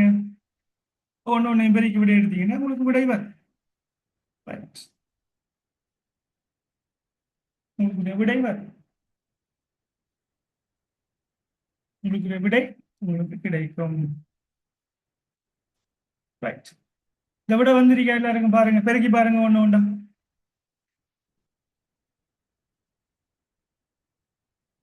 பெருக்கி பார்த்தீங்களா? 0.769 தர 9.8 7.536 2 வரை நம்ம என்ன செய்யலாம்? 3 தானத்துக்கு அழியணும்னா போதுமானதா இருக்குமா? 3 தானம் போதுமானதா இருக்கு. நம்ம 3 தானத்துக்கு மட்டும் தட்டினா உங்களுக்கு ஓகே, 4 தானத்துக்கு போக தேவையில்லை, 3 தானம் ஓகே உங்களுக்கு. 3 தானம் ஓகே. எல்லாருக்கும் இந்த விட வந்திருக்கா பிள்ளை? ரைட். இது நாம என்ன செய்வோம்? கண்டுபிடிப்போம். இப்ப என்பிவியை காக்க, என்பிவி பார்க்கறது என்ன? அவ்வளோத்தையும் கூட்டினீங்கன்னா என்ன வரும்? உங்களுக்கு என்பிவி வரும். அவ்வளோத்தையும் கூட்டுங்க. இது மைனஸ்ல இருக்கு, இது அவ்வளோ பிளஸ்ல இருக்கு. நான் எக்ஸல்ல லேசா கூட்டலாம். கூட்டினா உங்களுக்கு என்பிவி கிடைக்கும். உங்களுக்கு என்பிவி கிடைக்கும். என்பிவி என்பிவி பிளஸ்ல வந்திருக்கா மைனஸ்ல வந்திருக்கா? என்பிவி என்னத்துல வந்திருக்கு? என்பிவி மைனஸ்ல வந்திருக்கு. ஓகே. இப்ப நாம அடுத்தது என்ன செய்யணும் சொன்னா என்பிவி பிளஸ்ல வர மாதிரி என்ன செய்யணும்? ஒரு அட்டவணை என்ன செய்யணும்? நம்ம செய்யணும். என்பிவி பிளஸ்ல வர மாதிரி ஒரு விட எடுக்கும். ஒரு விட எடுக்கணும். என்பிவி பிளஸ்ல வர மாதிரி, இன்னொன்று மைனஸ்ல வர மாதிரி வந்தாலும் செய்யலாம், இல்லைன்னு இல்லை. பிளஸ்ல வர மாதிரி செய்யணும். 14% எடுத்துட்டேன் தானே. இதை விட குறைவாக என்ன செய்யலாம்? ஒரு பெர்சன்டேஜை போடலாம். 10% போடலாம், 8% போடலாம், எதைனாலும் போடலாம். இப்ப உதாரணமாக நான் என்ன செய்யலாம்? இப்ப 10% என்னால போடல. இப்ப 10% பார்ப்போமா? 10% பார்ப்போம். 10% எல்லாருக்கும் தெரிஞ்ச பெர்சன்டேஜ் தானே. 10% பார்ப்போமா? 10% காட்டுங்க. 10% பார்ப்போம்.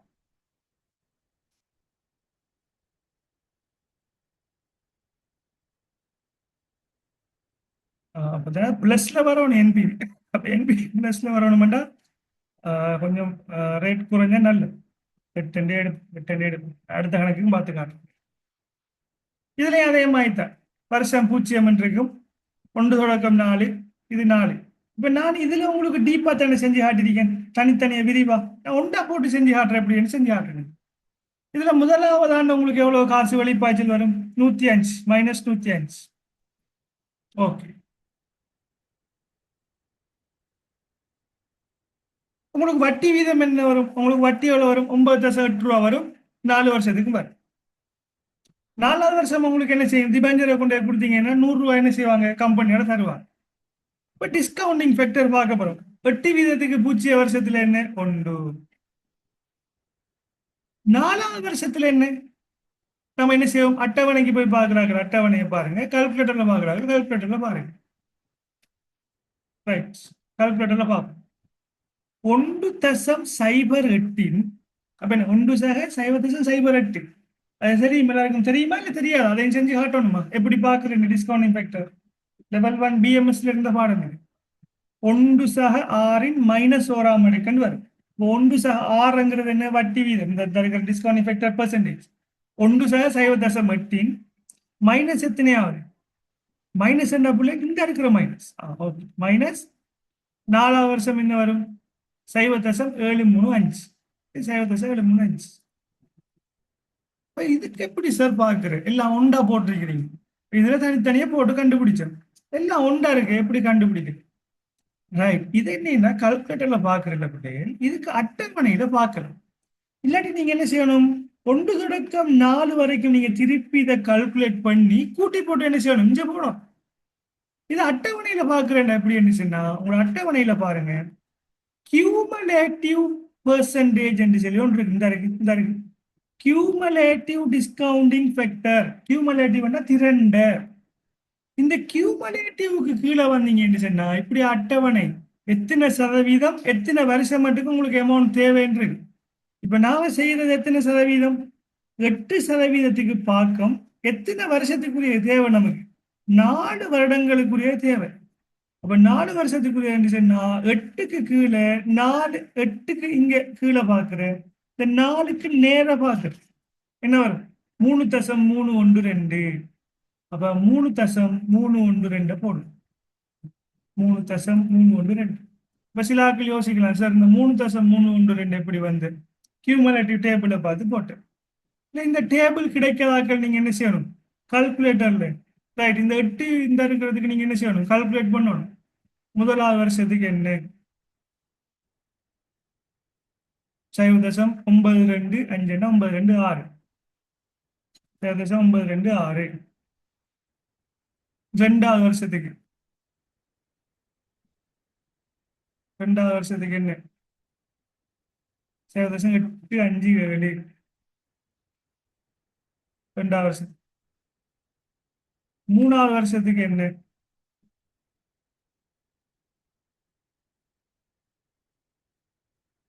0.79 என்ன மட்டும் 4.794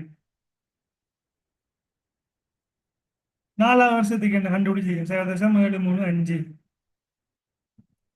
735 இது 4ஐயும் என்ன செய்யற கூட்டுற இந்த கூட்டி நீங்க ஏண்டா இந்த கூட்டி வாரத்துக்கு சொல்ற பேர் தான் கியூமுலேட்டிவ் திரண்டது என்று சொல்லுவோம் 3.312 இந்த வந்திருக்கா இதைத்தான் நம்ம அட்டவணையை பார்த்து என்ன செய்யலாம் லேசா கண்டுபிடிக்கலாம் முடிச்சாலும் ஆனா இதை கவனமா இருக்கணும் 1 வருஷத்துக்குரிய வட்டியை தான் என்ன செஞ்சிருக்கணும் இங்க போட்டிருக்கணும் ஆகவே இதுல செஞ்சு ஆட்டிருக்கேன் இது இந்த மெத்தட்ல செஞ்சு ஆட்டுங்க ஒரு ஒண்ணும் இல்லையா பெருக்கிறேன் 105 தர 1 இப்படியே 1 என்ன செய்யற 1 பெருக்குங்க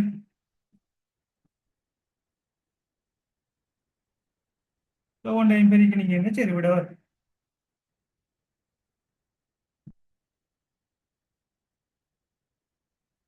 1 பெருக்கினீங்க விட வரும் இதை கூட்டினீங்க என்ன உங்களுக்கு என்ன வரும் என்பிவி வரும் என்பிவி பிளஸ்ல வரும் நமக்கு இல்லாட்டி அதுக்கேற்ற மாதிரி செய்யும் என்பிவி என்ன வருது 0.958 என்ன வருது பிளஸ்ல வருது ரைட்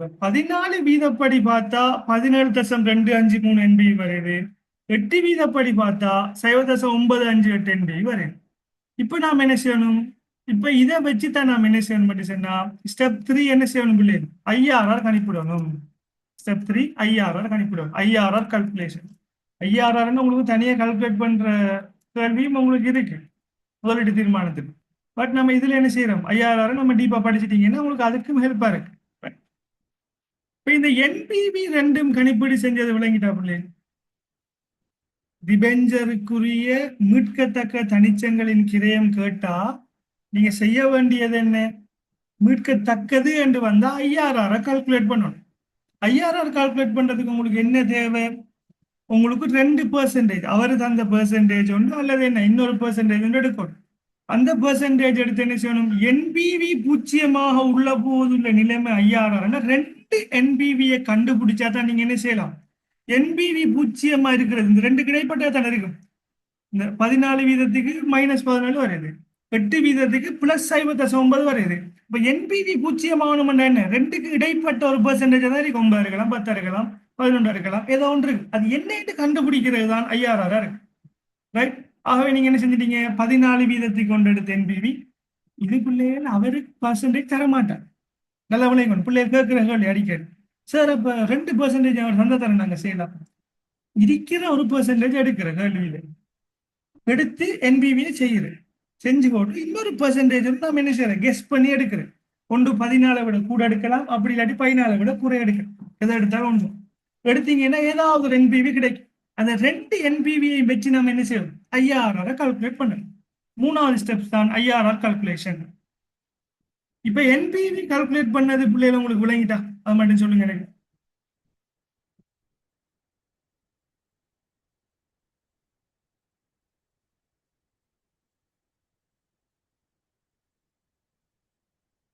என்பிவி பார்த்தது கிளியரா? என்பிவி தெரியும் தானே உங்களுக்கு?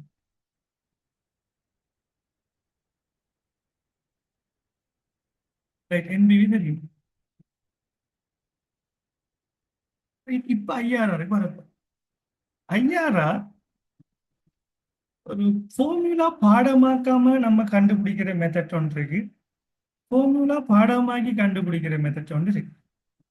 ரைட், இப்போ உதாரணமாக ஃபார்முலா பாடமாக்காம செய்யற மெத்தட் என்ன செய்யுது, இப்போ செஞ்சு ஹார்ட். இப்போ நமக்கு தெரியும் என்பிவி என்கிறது என்ன என்று சொன்னா, ஐஆர்ஆர்ங்கிறது என்ன, ஐஆர்ஆர்ங்கிறது என்பிவி பூஜ்ஜியமாக உள்ள போது நிலைமை. அப்ப இங்க பாருங்க, ஒரு கோடுன்ற கீறினீங்க, ஒரு வரைவு கீறினீங்க, எக்ஸ் அச்சு இருக்கு தானே, எக்ஸ் அச்சு ஒன்று நீங்க வரைவுல ஒரு வரைஞ்சா நடுவுக்கு இருக்கிறது பூஜ்ஜியமா இருக்கும், இடது பக்கம் இருக்கிறது இங்கல பக்கம் இருக்கிறது எல்லாம் மைனஸ்ல இருக்கும், இங்கல பக்கம் இருக்கலாம் என்னத்துல இருக்கும், பிளஸ்ல இருக்கும். அது உங்களுக்கு தெரியுமா எல்லாருக்கும்? எக்ஸ் அச்சுல இடது பக்கம் நீங்க வரைபடம் படிச்சிருப்பீங்க, ஓ லெவல்ல இருந்து படிச்சிருப்பீங்க. இங்கல வலது பக்கம் இருக்கிறதெல்லாம் பிளஸ் அடையாளத்துல இருக்கு. அப்ப நமக்கு கால்குலேஷன்ல கிடைச்சிருக்கு தானே, என்பிவி மைனஸ் இருக்கு தானே, என்பிவி 17.253. இப்படி ஒரு வரை கொண்ட கீறு, ஒரு கோடொண்ட கீறு. இந்த பிளஸ் மைனஸ் போட தேவையில்லை, நீங்க கோடொண்ட கீறு. இதுல என்பிவி உங்களுக்கு மைனஸ் எவ்வளவு வந்துருக்கு, 17.253 மைனஸ் 17.523, 253, 253. என்பிவி பிளஸ் எங்களை வந்திருக்கு, இந்த என்பிவி பிளஸ் 0.958. இப்ப இந்த இருக்கிற கோட்ல என்ன செய்யற, ஒரு கோடொண்ட போட்டு போட்டு என்பிவி என்ன அறிக்கும், சமன் 0.958. நடுவுக்கு என்ன இருக்குமெண்டா என்பிவி பூஜ்ஜியம் மாதிரி. சரி, இது பிளஸ், இது பிளஸ்ல இருக்கு, இது மைனஸ்ல இருக்கு. அப்ப நடுவுக்கு என்ன இருக்கும், கிட்டத்தட்ட என்பிவி பூஜ்ஜியமா இருக்கு. நடுவுக்கு இல்லை இடத்துக்குள்ள பக்கத்துல இடத்துக்கு இந்த கோடனை கீர்னீங்கன்னா பூஜ்ஜியமா இருக்கு என்பிவி. என்பிவி மைனஸா இருக்கக்கூடிய பெர்சன்டேஜ் உங்களுக்கு தெரியும். என்பிவி மைனஸ் வந்திருக்குன்னா எத்தனை பெர்சன்டேஜ்ல, 14% மைனஸ் வந்திருக்கு. அப்ப 14%, 14% வந்திருக்கு. இது எத்தனை வீதம், என்பிவி பிளஸ்ல வந்தது, இந்த பிளஸ்ல வந்ததை பாத்தீங்கன்னு சொன்னா இது எத்தனை வீதம், இது 8%. அப்ப இந்த ரேட் என்ன, இதான் ஐஆர்ஆர் ரேட். என்பிவி பூஜ்ஜியமாக வரும்போது, என்பிவி பூஜ்ஜியமாக வரும்போது உங்களுக்கு இவ்விடத்துக்கு வரக்கூடிய ரேட் தான் ஐஆர்ஆர் ரேட். இதைத்தான் நம்ம என்ன செய்யணும், கண்டுபிடிக்கணும். இதைத்தான் கண்டுபிடிக்கணும். இதுக்கு ஃபார்முலா இருக்கு பிள்ளைய, மெனுவலான ஒரு மெத்தட். இந்த கோடுக்கு இதை கண்டுபிடிக்கிற மெத்தட்டை நீங்க பாடமாக்கிட்டீங்கன்னா நீங்க ஒரு காலம் என்ன செய்ய மாட்டீங்க, ஐஆர்ஆரை மறக்க மாட்டீங்க.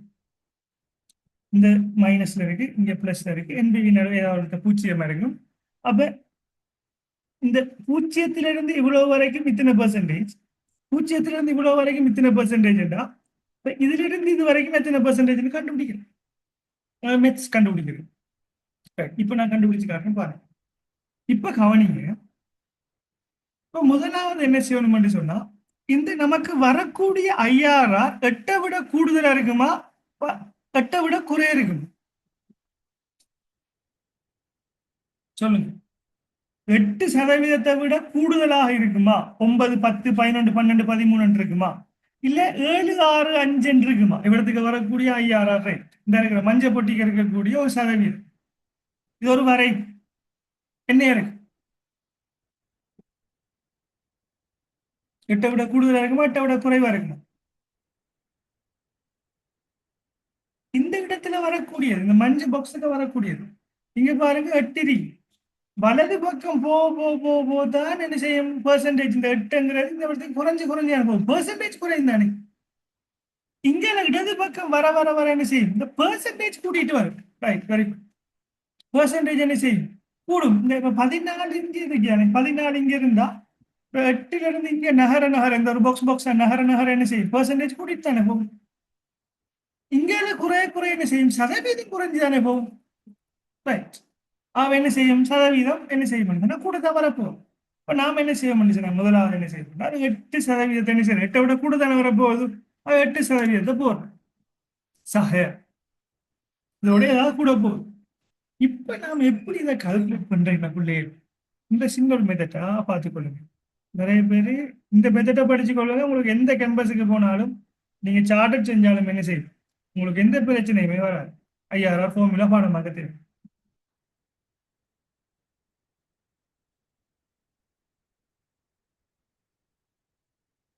இந்த இருக்கிறத பாருங்க, அம்புக்குறி ஒன்று சீரிடிக்க, இந்த ட்ரோ பண்ணிருக்கேன். இந்த -14.253க்கும் 0.958க்கும் இடையிலான வேறுபாடு உங்களுக்கு கால்குலேட் பண்ணலுமா இல்லையா? வேறுபாடை கால்குலேட் பண்ண -14.253 இருக்கிற அமௌண்ட் இந்த 0.958 மாறுறதுக்கு ஒரு ஏற்பாடு ஒன்று வரும். எத்தனை சதவீதம் மாறுது, 6% குறையுது. அதே நேரம் என்ன செய்யுது, இந்த அமௌண்ட்டும் குறையுது. அமௌண்ட் எவ்வளவு குறையுது பாருங்க, இங்க பாருங்க. என்பிவி -17 தானே, -17ல இருந்து என்பிவி 0.958 மாறுதா இல்லையா? இப்படி இங்க இருந்து இங்க போனா மாறுமா இல்லையா? மாறும். அது அப்படி மாறுறதுக்கு எவ்வளவு அமௌண்ட் தேவைப்படுது, இந்த -17 அப்படியே ஃபுல்லா இவ்விடத்துக்கு வரக்குள்ள என்ன மாறும், 0 இங்க இருக்க என்ன செய்யும், இங்க இருந்து இங்க மட்டுக்கும் போகும்போது என்ன வரும், 0.958. அப்ப ரெண்டுக்கும் இடைப்பட்ட தூரம் எவ்வளவு, -17.253. இது அப்படியே வரும், இவ்விடத்துக்கு வரைக்கும் வரும். வந்த உடனே இப்ப என்ன செய்யும், 17.253ங்கிறது இந்த சைபர்ல இருந்து இந்த இருக்கிற சிவத்த கோடு வரைக்கும் எவ்வளவு டைம் இருக்கு, எவ்வளவு தூரம் இருக்கு. எனக்கு பிள்ளையர் எனக்கு செல்ல வேண்டிய ஒன்றே ஒன்று இந்த இருக்கு. இந்த கோட்டில இருந்து இந்த கோட்டு வரைக்கும் எவ்வளவு தூரம், எவ்வளவு அமௌண்ட், 17.253. இந்த சிவத்த கோட்டு நடுவுல இருந்து இங்க வரைக்கும் எத்தனை அமௌண்ட், 0.958. அப்ப ரெண்டுக்கும் இடைப்பட்ட தூரம் எவ்வளவு, 17.253 0.958 கூட்டினீங்கன்னா வரும் 18.211. அப்ப ரெண்டுக்கும் இடைப்பட்ட தூரம் எவ்வளவு, இடைப்பட்ட அளவு எவ்வளவு, 18.211. 18.211. 18.211. இந்த ரெண்டு அமௌண்ட்டுக்கும் இடையிலான சதவீதம் எத்தனை, 14 இருந்து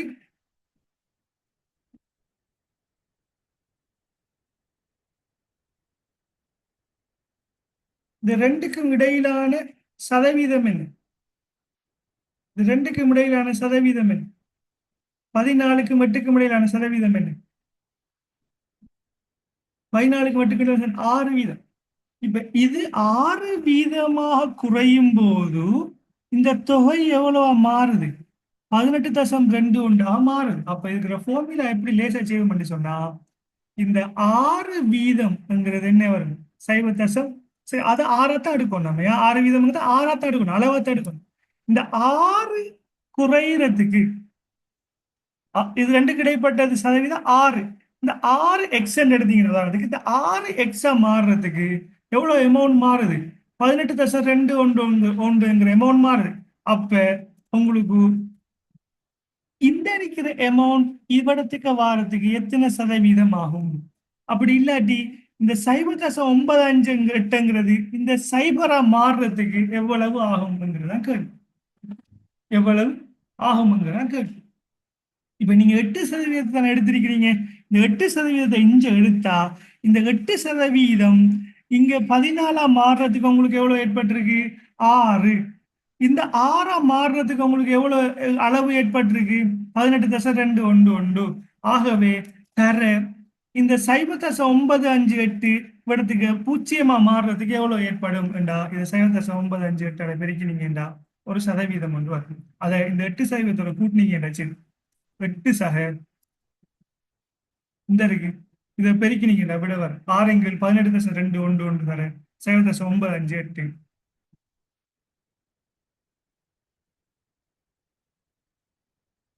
6×18.211 தர 0.958 பெருக்கினீங்க என்ன சொன்னா 0.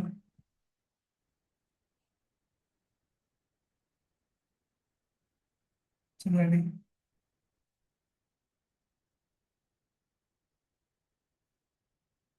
0.3156 6×18.211 0.958 0.3156 என்று சொன்னா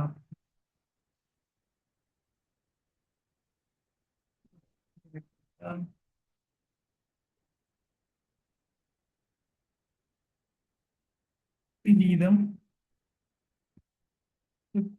6.14. 6 வீதமா மாற்றம் ஏற்படுறதுக்கு எவ்வளவு டோட்டலா மாற்றம் ஏற்படுது? 18.211.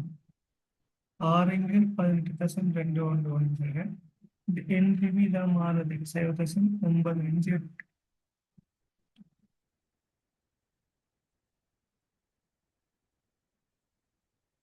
6×18.211 0.329 0.329 தர 0.958.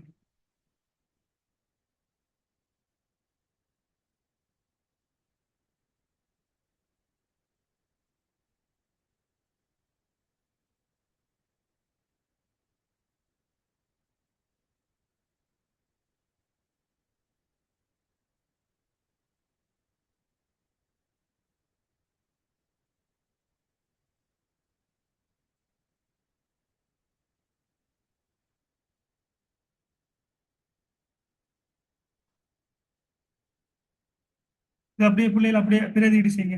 6×18.211 என்ன வரும்? 0.3295. 0.3295 தர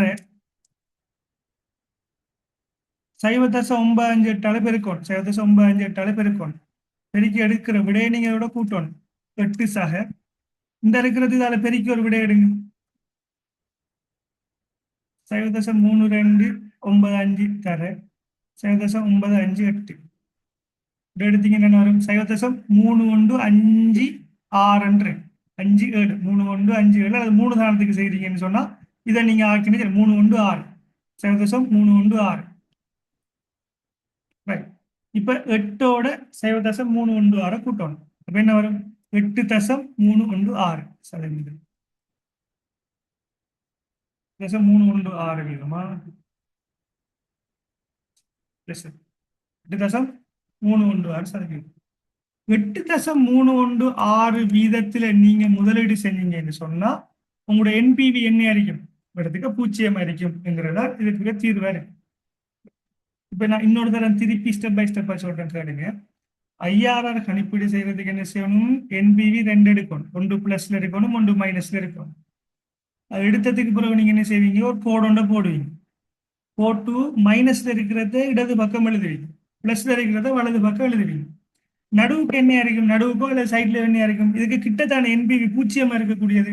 அப்ப என்பிவி 0 இருக்கும்போது வர வேண்டிய அந்த டிஸ்கவுண்டிங் ஃபேக்டர் சதவீதம் தான் ஐஆர்ஆருக்கு சமனா இருக்குங்கிறதா தியரி. அப்ப உங்களுக்கு தெரியும் 14 வீதத்துல நீங்க என்பிவி பார்க்கும்போது 17.253 வந்து 14ல பார்க்கக்குள்ள 17.253 மறையில வந்து 8% நீங்க பார்க்கும்போது என்ன வந்து 0.958 வந்து 0.958. ரைட், இதை போட்டாச்சு. இப்ப நம்ம ஒரு அம்புக்குறி ஒன்று போட்டு என்ன செய்ய போறோம், ஐஆர்ஆரை கண்டுபிடிக்கிறேன்னு சொன்னா இது ரெண்டுக்கு இடைப்பட்டதா தான் இருக்கும் ஐஆர்ஆர். ஆகவே குறைஞ்ச அமௌண்ட்டை ஃபர்ஸ்ட் எடுப்போம், சதவீதத்தை 8% எடுப்போம். எடுத்தாச்சு.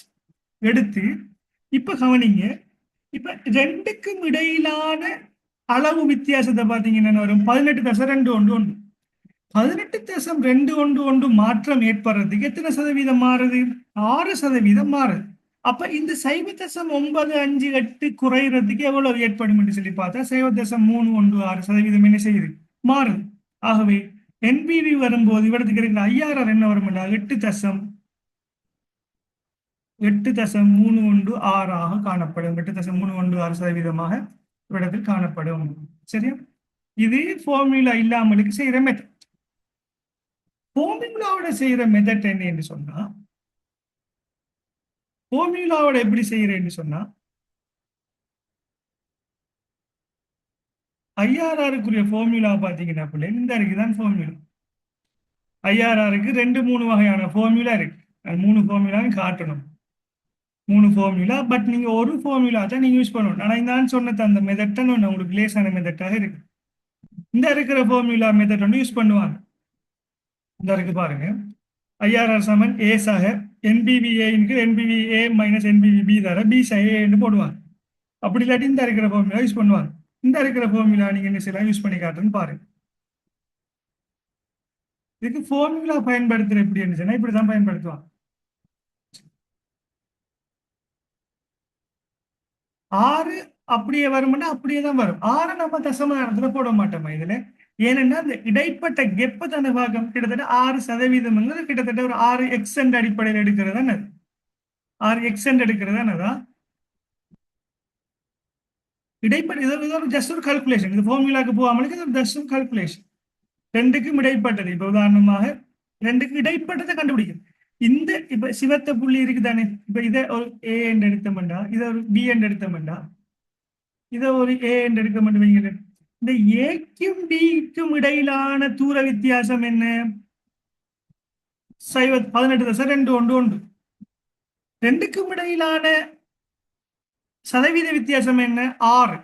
ஆகவே இந்த ஏக்கும் இந்த இருக்கிற இடத்துக்கு சி என்று எடுத்துக்கோமே, இந்த சிக்கும் இடையிலான வித்தியாசம் என்ன பார்த்து என்ன செய்யறோம், இதோட கூட்டுறோம். கூட்டினா என்ன செய்யும், இதோட கூடிய பர்சன்டேஜ்.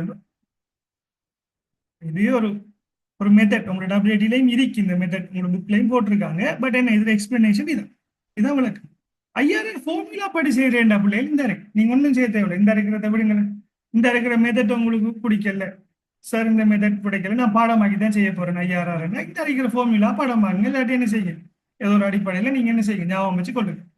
ஐஆர்ஆர் சமன் ஏ சக என்பிவி ஏ இன் கீழ் என்பிவி ஏ மைனஸ் என்பிவி பி தர பி சக ஏ. பி சக ஏ. இந்த ஃபார்முலா நீங்க என்ன செய்யலாம், யூஸ் பண்ணலாம். ரைட். இந்த ஃபார்முலா யூஸ் பண்ணி பார்க்குறேன். இந்த ஃபார்முலா இதான் உங்க டபிள்யூடியில் யூஸ் பண்ற ஃபார்முலா. ரைட். இந்த ஃபார்முலா என்ன சொன்னா ஒண்ணுமில்லை புள்ளி, இதுல குழம்புறதுக்கு ஒண்ணுமில்லை.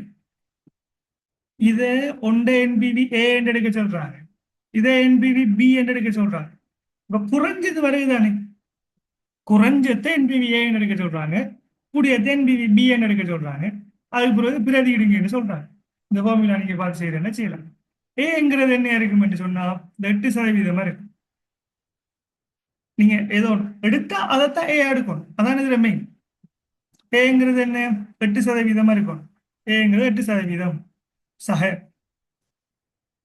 இப்ப என்பிவி ஏ என்ன, என்பிவி ஏக்கு வந்த என்பிவி என்ன, 0.958. 0.958 கீழ் 0.958க்கும் இந்த என்பிவி பி, என்பிவி ஏயிலிருந்து என்பிவி பி ஏ கழிக்க சொல்றாங்க. என்பிவி ஏயிலிருந்து என்பிவி பி ஏ கழிக்க சொல்றாங்க. என்பிவி ஏயிலிருந்து என்பிவி பி ஏ கழிங்க. என்பிவிஏயிலிருந்து என்பிவிபிஏ கழிக்க சொல்றாங்க. என்பிவிஏ என்ன, 0.958 இருந்து மைனஸ், இது திருப்பி மைனஸ் தானே, மைனஸ் என்ன, மைனஸ் 17.253 கழிக்கணும். மைனஸ் 17.253. அப்ப என்ன, மைனஸ் மைனஸும் என்ன வரும், மைனஸ் மைனஸும் பிளஸ் ஆகும். பிளஸ் தானே, இந்த மைனஸ் மைனஸ் என்று வந்தா பிள்ளைகள் என்ன ஆகும், அது இந்த பிளஸ் தானே மாறுறது, உங்களுக்கு தெரியும் தானே. ரைட். ரைட். கழிக்க சொல்றாங்க. அதுக்கு பிறகு என்ன செய்ய சொல்றாங்க,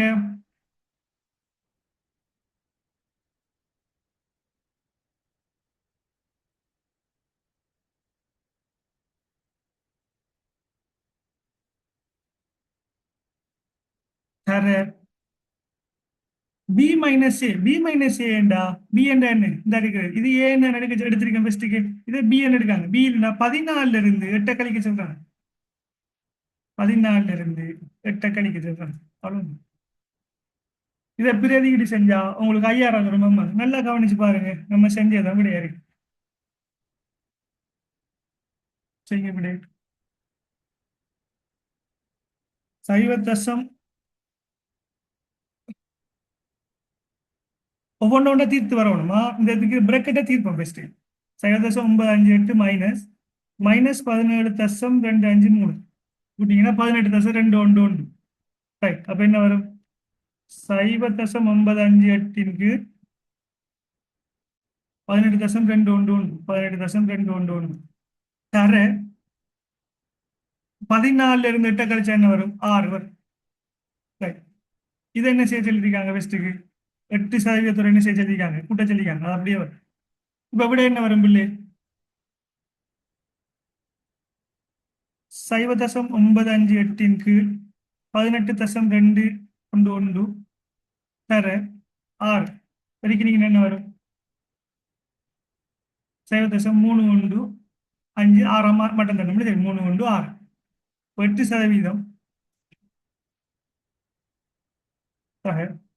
8% 0.316. ரைட். ரெண்டையும் கூட்டிங்கன்னா 8.316%.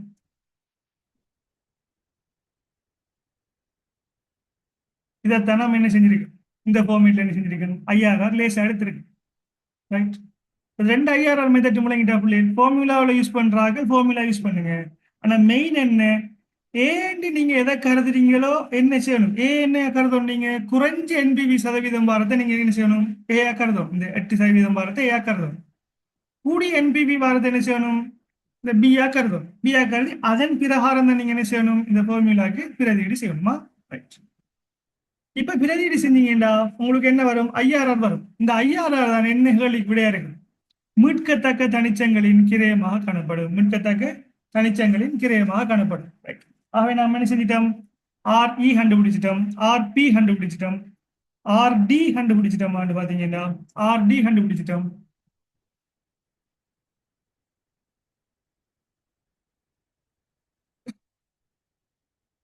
ஆர்டி கண்டுபிடிச்சிட்டோம். ஆர்டி எவ்வளவுன்னு சொன்னா 8.316. 8.316. 8.316. சின்ன சின்ன வித்தியாசங்கள் வரும். 4 தானத்துல கணக்கு செய்கிற ஆக்களுக்கு வேறுபாடு வரும். 3 தானத்துல மட்டும் தட்டுற ஆக்களுக்கு வேறுபாடு. சின்ன சைவ தசத்துல வித்தியாசம் வரும். அதுக்கு உங்களுக்கு என்ன செய்ய மாட்டாங்க? உள்ள போட மாட்டாங்களா. ரைட். இது 3 கிளியரா பிள்ளை? ஒரே ஒரு அடுத்த கேள்வி.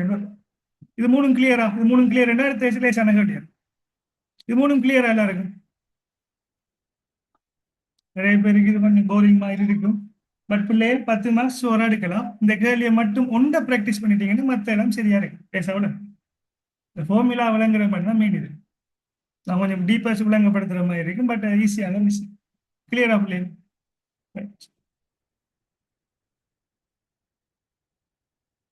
ஸ்கிரீன் ஷேர் ஆகிட்டேன். ஸ்கிரீன் ஷேர் ஆகலை. ஒரு நேரம் ஷேர் ஆகினானே.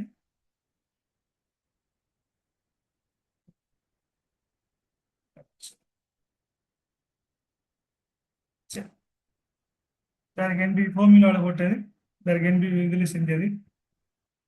இது நம்ம கண்டுபிடிச்சது. ரிட்டர்ன் ஆன் டெப்த் கண்டுபிடிச்சது. மீட்கத்தக்க தனிச்சங்களின் கிரயத்தை கண்டுபிடிச்சது. இப்ப நம்மகிட்ட கேட்ட கேள்வி என்னடா? WACC கேட்டிருக்காங்க. W weighted average cost of capital. WACC என்னன்னு சொன்னா அது ஒரு ஃபார்முலா இருக்கு. WACC என்ற பிள்ளைகள் என்ன ஃபார்முலா இருந்துச்சுன்னா நிறைவேற்றிய சராசரி மூலதன கிரயம். நிறைவேற்றிய சராசரி மூலதன கிரயம் வெயிட்டட் ஆவரேஜ். இது ஒரு ஃபார்முலா. இந்த ஃபார்முலாவில் நம்ம என்ன செய்யணும்? பிரதியிட்டம். சரி, இந்த 3% கண்ட என்ன செய்யணும்? இந்த ஃபார்முலாவில் என்ன செய்யணும்? நம்ம பிரதியீடு செய்யணும். அந்த ஃபார்முலா எப்படி இருக்குமாண்டா? இப்படித்தான் இருக்கு. இதுல KE என்று போட்டிருக்காங்களே, இந்த KE தான் நம்ம கண்டுபிடிச்சேன். RE KPங்கிறது RP return on preference shares முன்னுரிமை பங்குகள் மீதான கடன் கிரயம். KDங்கிறது தான் RD ரிட்டர்ன் ஆன் டெப்ட் என்ன கடன் கிரயம். அதாவது என்ன? தனிச்சங்கள் மீதான திரும்பலுக்கு நம்ம என்ன செஞ்சோம்? கண்டுபிடிச்ச மூலதன கிரயம். இந்த இபிடி எல்லாம் என்ன சார் என்று கேட்கலாம். இபிடி இபிடிஎன் வந்திருக்கு சார் என்ன இதுல இபிடி என்று வந்து இது தானே இமெயில வந்திருக்கு. இபிடி என்று வந்து இந்த சதவீதம் பியா இருக்கிறதால பி மேல வந்திருக்கு. இபிடி என்று வந்து இது டி என்று இருக்கிறதால மேல டி வந்திருக்கு. இது என்ன சார் கேட்கலாம். இது இ என்று சொன்னா மொத்த உரிமை மூலதனம். பி என்றா மொத்த நம்ம என்ன செய்யறோம் கொள்வனவு செய்யற மொத்த முன்னுரிமை பங்கு, மொத்த முன்னுரிமை பங்குகள அளவு, மொத்த சாதாரண பங்குகள அளவு, மொத்த தனிச்சங்கள அளவு. இந்த சாதாரண பங்குகளின் அளவு மொத்தம், முன்னுரிமை பங்கு அளவுகளின் மொத்தம் மார்க்கெட் பிரைஸ் தான் பாக்குறியா, வேற எந்த பிரைஸ்லையும் பாக்குறல, மார்க்கெட் பிரைஸ் தான் கால்குலேட் பண்றேன். முன்னுரிமை பங்குகள மொத்தம், தனிச்சங்கள மொத்தம், அதன் மேல என்ன சாதாரண பங்குகளின் மொத்தம் தர சாதாரண பங்குகளுக்கான கடன் கிரை, அதோட முன்னுரிமை பங்குகளுக்கான கடன் கிரயத்தோட மூலதன கிரயத்தோட இ சாதாரண பங்குகளின் மொத்தம், முன்னுரிமை பங்குகளின் மொத்தம், தனிச்சங்களின் மொத்தம், மேலே என்ன முன்னுரிமை பங்கு சக டிபெஞ்சர்ஸ். நான் பார்த்தேன் தனிச்சங்களுக்கு நம்ம கண்டுபிடிச்ச சதவீதம், மூலதன கிரை சதவீதம், ரிட்டர்ன் ஆன் டிபெஞ்சர்ஸ் அல்லது டெப்த்னு சொல்லுவோம். தர சாதாரண பங்குகளின் மொத்தம், முன்னுரிமை பங்குகளின் மொத்தம், தனிச்சங்களின் மொத்தத்தின் மேல் என்ன தனிச்சங்களின் மொத்தம். இந்த ஃபார்முலா போட்டோம்னா என்ன வரும், weighted average cost of capital வரும்.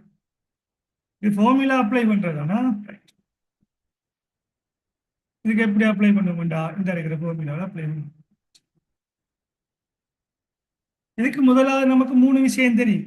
RE, RP, RD. அதான் கேடி, கேபி, கேஇ என்று போட்டிருக்காங்க. ஒரு ஒன்றும் இல்லை, மேல கண்டுபிடிச்சிட்டோமா, மேல கண்டுபிடிச்சிருக்கீங்க. ஆர்பி 10 வீதம், ஆர்டி 8.36 வீதம், ஆர்இ 27.6 வீதம். அதே தான், எந்த மாற்றமும் இல்லை. ரைட், அப்ப நாம் என்ன செய்யலாம் போட. இப்ப கேஇங்கிறது என்ன வரும், கேஇ என்ற என்ன ரிட்டர்ன் ஆன் ஈக்விட்டி. அப்ப எத்தனை சதவீதம் வந்திருக்குள்ளே, சதவீதப்படியே போடணுமா, சதவீதம் என்ன செய்யலாம் தசத்துல போடலாம், நோ ப்ராப்ளம். 27.6 0.276 போடலாம். 0.276 சதவீதப்படி போடலாம். தர இங்கு ஈசக பீசக டி என்றி. அப்ப இதை எப்படி கண்டுபிடிக்கிறேன்டா, மொத்த அளவு தானே பார்க்க போறோம். இதுல மொத்த அளவை பாருங்க. மொத்தமாக கொள்வனவு செய்த சாதாரண பங்குகளின் எண்ணிக்கை, மொத்தமாக கொள்வனவு செய்த சாதாரண பங்குகளின் எண்ணிக்கை எவ்வளவு வரும் இதுக்கு, பங்கொன்று 12.5 ரூபாய் 12.5 என்ற சந்தை விலையில் 62 மில்லியன் சாதாரண வாக்குரிமை பங்குகள் கொள்வனவு செய்யப்பட்டுள்ளன. அப்ப எப்படி வரும், கால்குலேட்டர் எடுத்து எல்லாரும் கால்குலேட்டர் எடுங்க. எவ்வளவு பங்குகளை கொள்வனவு செஞ்சிருக்காரு, 12 ரூபாய் 50 படி மார்க்கெட் பிரைஸ்ல எவ்வளவு வாங்கியிருக்காரு, 62 மில்லியன் வாங்கியிருக்காரு. 22 மில்லியன் என்ன புள்ளியிலன்னு வரும். நம்ம ரூபாய் 3 கணக்கு செய்யறோம் வைப்போமே, ரூபாய் 3 கணக்கு செய்யறேன்னு எடுத்தா 62,000. முதல் பிள்ளையே நம்ம எல்லாரும் போய் அக்கௌண்டன்ட் தானே, மில்லியன் கணக்கெல்லாம் தெரிஞ்சிருக்கோம். நான் மில்லியன் கணக்கெல்லாம் காட்டுறேன் பாருங்க. 62 மில்லியன் எப்படி எழுதுவீங்க நீங்க உங்களோட பேப்பர்ல, 62,000,000,000,000 தர 12 ரூபா 50 பட் சரிக்கு விட எடுக்கும். இதான் நம்மளோட ரூல்ஸ். இந்த இருக்கு. அப்ப 62 6,000 தர 12.5 பெருக்கினா இப்படி பெரிய அமௌண்ட் ஒன்று வரும். இப்படி கண்டுபிடிக்கிறோம், உங்களுக்கு சைபரை விட்டுருவீங்க. அதுக்காக என்ன செய்யறேன்னா ரூபாய் 3 செய்யறேன். ரூபாய் 3 செய்யறேன் என்ன, 62 மில்லியன் என்ன, இந்த 3 கட் பண்ணி போட்டு செய்யறேன். 3 என்ன செய்ய போறோம், கட் பண்ணி போட்டு செய்யறோம். அப்ப எப்படி வரும், ரூபாய் 3 செய்ய போறோமா, 62,000 தர 12.5. கடைசி விட விடுறதுக்கு நம்ம என்ன செய்யணும், நமக்கு சரியா வரும். பெருக்கி நம்ம எவ்வளவு வரும், இது லேசா இருக்கு கால்குலேட்டர். சில நேரம் கால்குலேட்டர் இடம் காணாம போயிடும், டைப் பண்றதுக்கு இடம் இல்லாம போயிடும், செக் பண்றதுக்கு எண்ணிக்கை செக் பண்றதுக்கு இடம் இல்லாம போயிடும். அப்போ 775,000, 775,000. இதுக்கு பேர் தான் என்ன, நீங்க இன்வெஸ்ட் பண்ணின மொத்த சாதாரண பங்கு மூலதனம். இப்ப கேள்விக்கு வரும், சரிதானே. அடுத்து எவ்வளவு முன்னுரிமை பங்குகளை முதலீடு செஞ்சிருக்கிறீங்க மொத்தமா, ஒரு முன்னுரிமை பங்கின் விலை 30 ரூபாய், 10 மில்லியன் முன்னுரிமை பங்குகளை வாங்கியிருக்கிறீங்க. 10 மில்லியன் என்ன வரும், அப்ப நீங்க ப்ரிஃபரன்ஸ் ஷேர்ஸ் எவ்வளவு வாங்கியிருக்கிறீங்க, 10 மில்லியன். அப்ப 10,000 ரூபாய் 3 சதவீதம் 10,000 30 ரூபாய் படி வாங்கியிருக்கிறீங்க. அப்ப எவ்வளவு வரும்? 30 300 1000 வரும். எப்படி சார் 300,000 வந்தீங்கன்னா ஒன்றும் இல்லை சார். 10,000 30,000 பேருக்கு 300,000. அடுத்து டிபெஞ்சர்ஸ். டி எவ்வளவுக்கு சார் வாங்கியிருக்கிறீங்க? எஸ் இந்த டியை பாருங்க. கணிச்சமானது இது மெயின் முக்கியமான விஷயமா. எவ்வளவுக்கு வாங்கிட்டீங்க? சந்தை விலையை வச்சுதான் நம்ம தீர்மானம் எடுக்க போறோம். Right. எவ்வளவுக்கு வாங்கிருக்கோம்? 100 ரூபாய் விலை, அதுல முகப்பெறுமதி 4 மில்லியன் பங்கு வாங்கிருக்கோம். எவ்வளவு படியானது? 105 ரூபாய்க்கு வாங்கிருக்கோம். இப்ப 105 ரூபாய்க்கு வாங்கிருக்கோம்னா என்ன செய்யணும்? நம்ம எவ்வளவுக்கு வாங்கிருக்கோமோ அந்த விலையைத்தான் நம்ம எடுக்கணும். சந்தை விலையை அடிப்படையாக கொண்டு தான் நம்ம கீழுக்குள்ள எடுக்கணும். சில 100 போட்டு பெருக்கணும். சந்தை விலை தான் மெயின். அப்ப 4 மில்லியன் வாங்கிருக்கோம். எவ்வளவுக்கு வாங்கிருக்கோம்? 105 ரூபாய்க்கு வாங்கிருக்கோம். 4 மில்லியன் 4000 தர 105 சமன் எவ்வளவு வரும்? தர 105 420,000 வரும். அப்ப இதான் என்ன பிள்ளை? நீங்க இபிடி என்று வரும். அப்ப எவ்வளவு வரும்? 775,000 300,000 420,000. அப்ப நாம என்ன செய்ய போறோம்? நம்மளோட ஃபார்மேட்ல ஒண்ணும் இல்லை. அப்ப 3ஐயும் கூட்டிங்கன்னா என்ன வரும்? 3ஐயும் கூட்டினா என்ன வரும் பிள்ளை? 775,000 சக 300,000 சக 420,000 கூட்டினா என்ன வரும் பிள்ளை?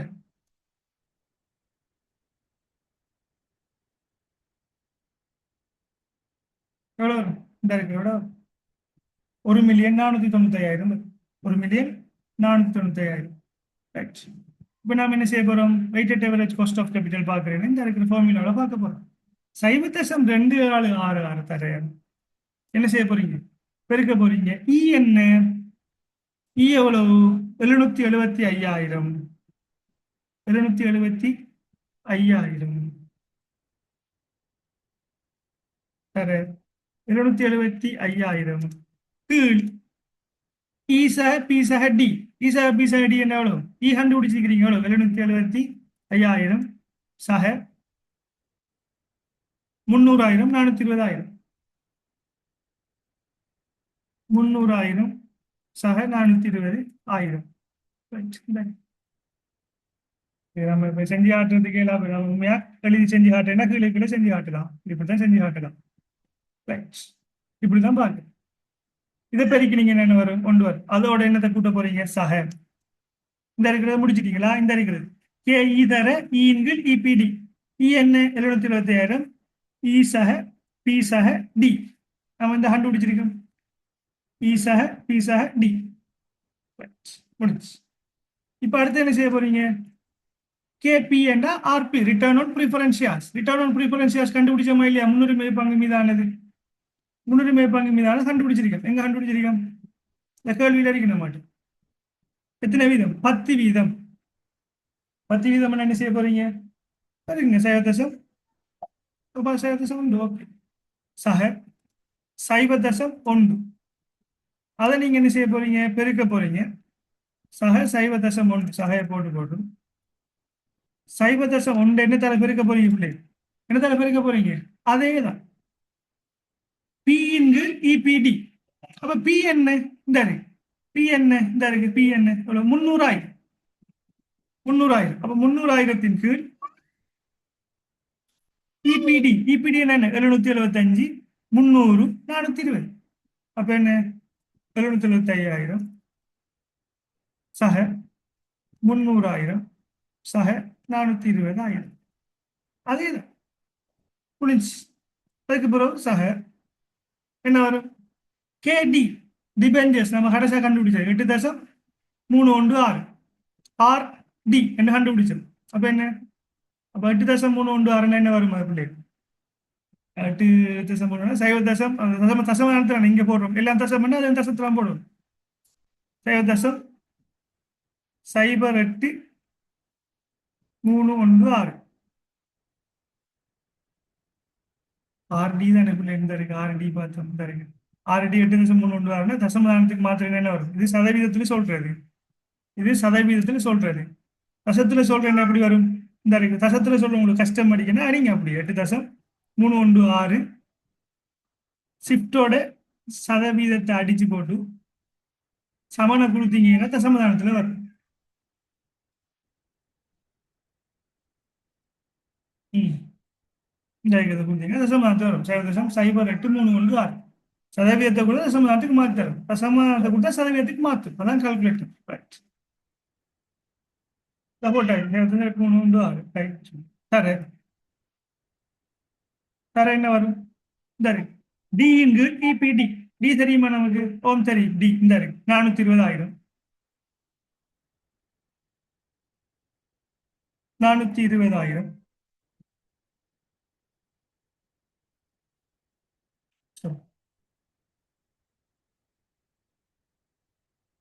தர 420,000 கீழ் என்ன வரும்? இந்த இருக்கு இபிடி 725 300 420.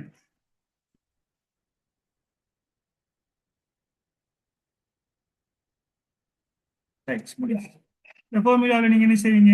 இந்த ஃபார்முலாவில் அப்படி அப்ளை பண்ணுவீங்க. அப்ளை பண்ணீங்கன்னா சரி. இது நான் பிள்ளைகள் ஏன் இந்த 725 300 400 எழுதி காட்டிக்கின்றா நான் கூட்டி போட்டு மொத்த பேரும் அதை எழுதலாம். ஆனால் நீங்க கன்ஃபியூஸ் ஆயிருங்க. இதுல இபிடி இருக்கு சார். அப்ப இது மூணு என்னன்னு யோசிப்பீங்க. அது மூணையும் என்ன செய்யறோம்? டோட்டலா போட்டு மொத்தத்தில் அந்த இன் சதவீதம், மொத்தத்தில் பியின் சதவீதம், மொத்தத்தில் டியின் சதவீதம்ங்கிறது மீன். ரைட். இப்ப நீங்க கால்குலேட்டர் செஞ்சீங்கன்னா சரி. 725 சக 100,000 சக 1,495,000. அப்ப 775,000க்கு 1,495,000 இந்த இருக்கிறது தர. இந்த அளவு இருக்கிறதானே? இந்த 0.027 தர எங்களை விட வரும். சரியா? Right. அப்படி நீங்க என்ன செய்வீங்க? போன உடனே என்ன செய்ய போறீங்க? கண்டுபிடிக்க போறீங்க சக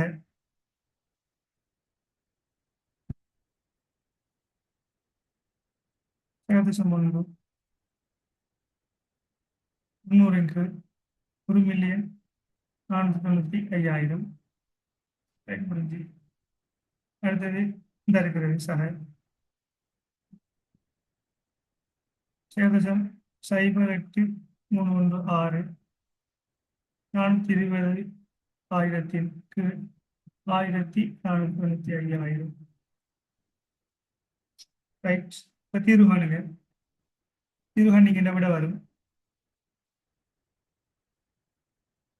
775க்கு 1,495 0.0 வெட்டுப்படும். என்ன வரும் விட? 0. ஸ்கிரீன் ஷேர் ஆகும் நினைக்கிறேன். ஸ்கிரீன் ஷேர் ஆயிடுச்சு. இதை நீங்க மட்டும் தட்டலாம். எத்தனை சாணம் பண்ணாலும் மட்டும் தட்டாமா? 0.518 3 சாணத்துக்கு பார்ப்போம். 0.518 0.518 0.518 தர 0.276 வரும். 0.1429 143 0.143 143. இதோட இத பாருங்க.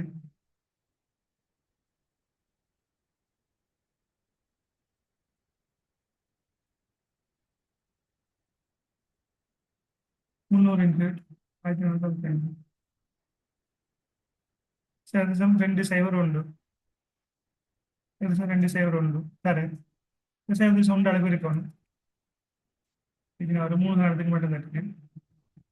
0.02 கூட்டுங்க. 0.02 அதோட இந்த அரைக்கிறதுக்கு வாங்க. இந்த அரைக்கிறது செய்ய போறோம்.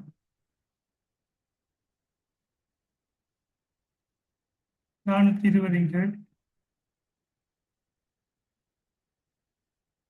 0.281 இந்த 81 தர இந்த அளவு இருக்கிறது. 0.0836 பின்வரும் 0.023 0.023 மூணையும் கூட்டினீங்கன்னா என்ன வருது?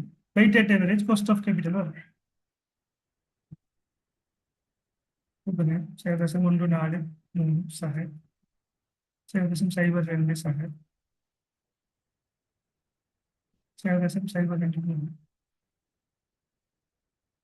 0.186 0.186 என்று வந்த விட இது சதவீதத்துக்கு மாத்தின என்ன வரும் பிள்ளை?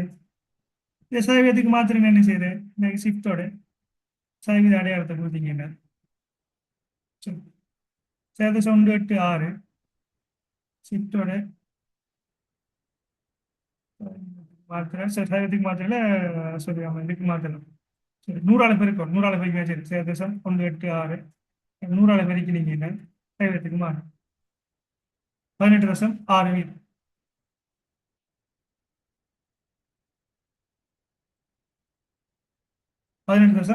வீதம்ங்கிறது என்ன வரும்? இதுதான் weighted average cost of capital. இது நான் ஐஆர்ஆர் உங்களுக்கு சொல்லி படிப்பிக்கிறதால கொஞ்சம் டீப்பா பேத்து ரைட். இப்போ உங்கள்கிட்ட கேட்ட கேள்வி என்ன பிள்ளைங்க? WACC என்ன ரைட்? WACC என்னன்னா இந்த இருக்கிறது. நீங்க விரும்பினா நீங்க என்ன செய்யுங்க, எக்ஸாம்பிள் எழுதிட்டு போயிடாது, ஒரு பிரேக் கொண்டு கிடைச்சா மேசையில் எழுதி வைங்க. ஃபார்முலா மேசையில் எழுதி வைங்க. ஐஆர்ஆர் ஃபார்முலா விரும்பினாலும் ஒரு மேசையில் என்ன செய்யுங்க, மார்னிங் எக்ஸாம் முடிஞ்சா லஞ்சுக்கு நீங்க வெளியே வராமலுக்கு அதுக்கு மேசையில் பேனியால் எழுதி வைங்க. வேற ஒன்றும் செய்யல, கட்டி பாடமாக்கி தான் போகணும். எக்ஸாமுக்கு போகிற ஹோல் அடியை நின்று இந்த ஃபார்முலா பாடமாக்கிட்டு லூப் பண்ணாச்சு. நிறைய ஃபார்முலா பாடமாக்கி இருக்கு, எல்லாத்தையும் குழம்பிக்க வேணாம். இந்த ஐஆர்ஆருக்கு நீங்க இந்த மெத்தட்ல ப்ராக்டிஸ் பண்ண பழகிக்கொள்ளுங்க. லைன் வளையிறீங்கன்னு லேசா இருக்கு. இது கிளியரா பிள்ளைகள் உங்களுக்கு? இது நான் உங்களுக்கு டீப்பா சொல்லி தந்திருக்கேன். இது கிளியரா எல்லாருக்கும்?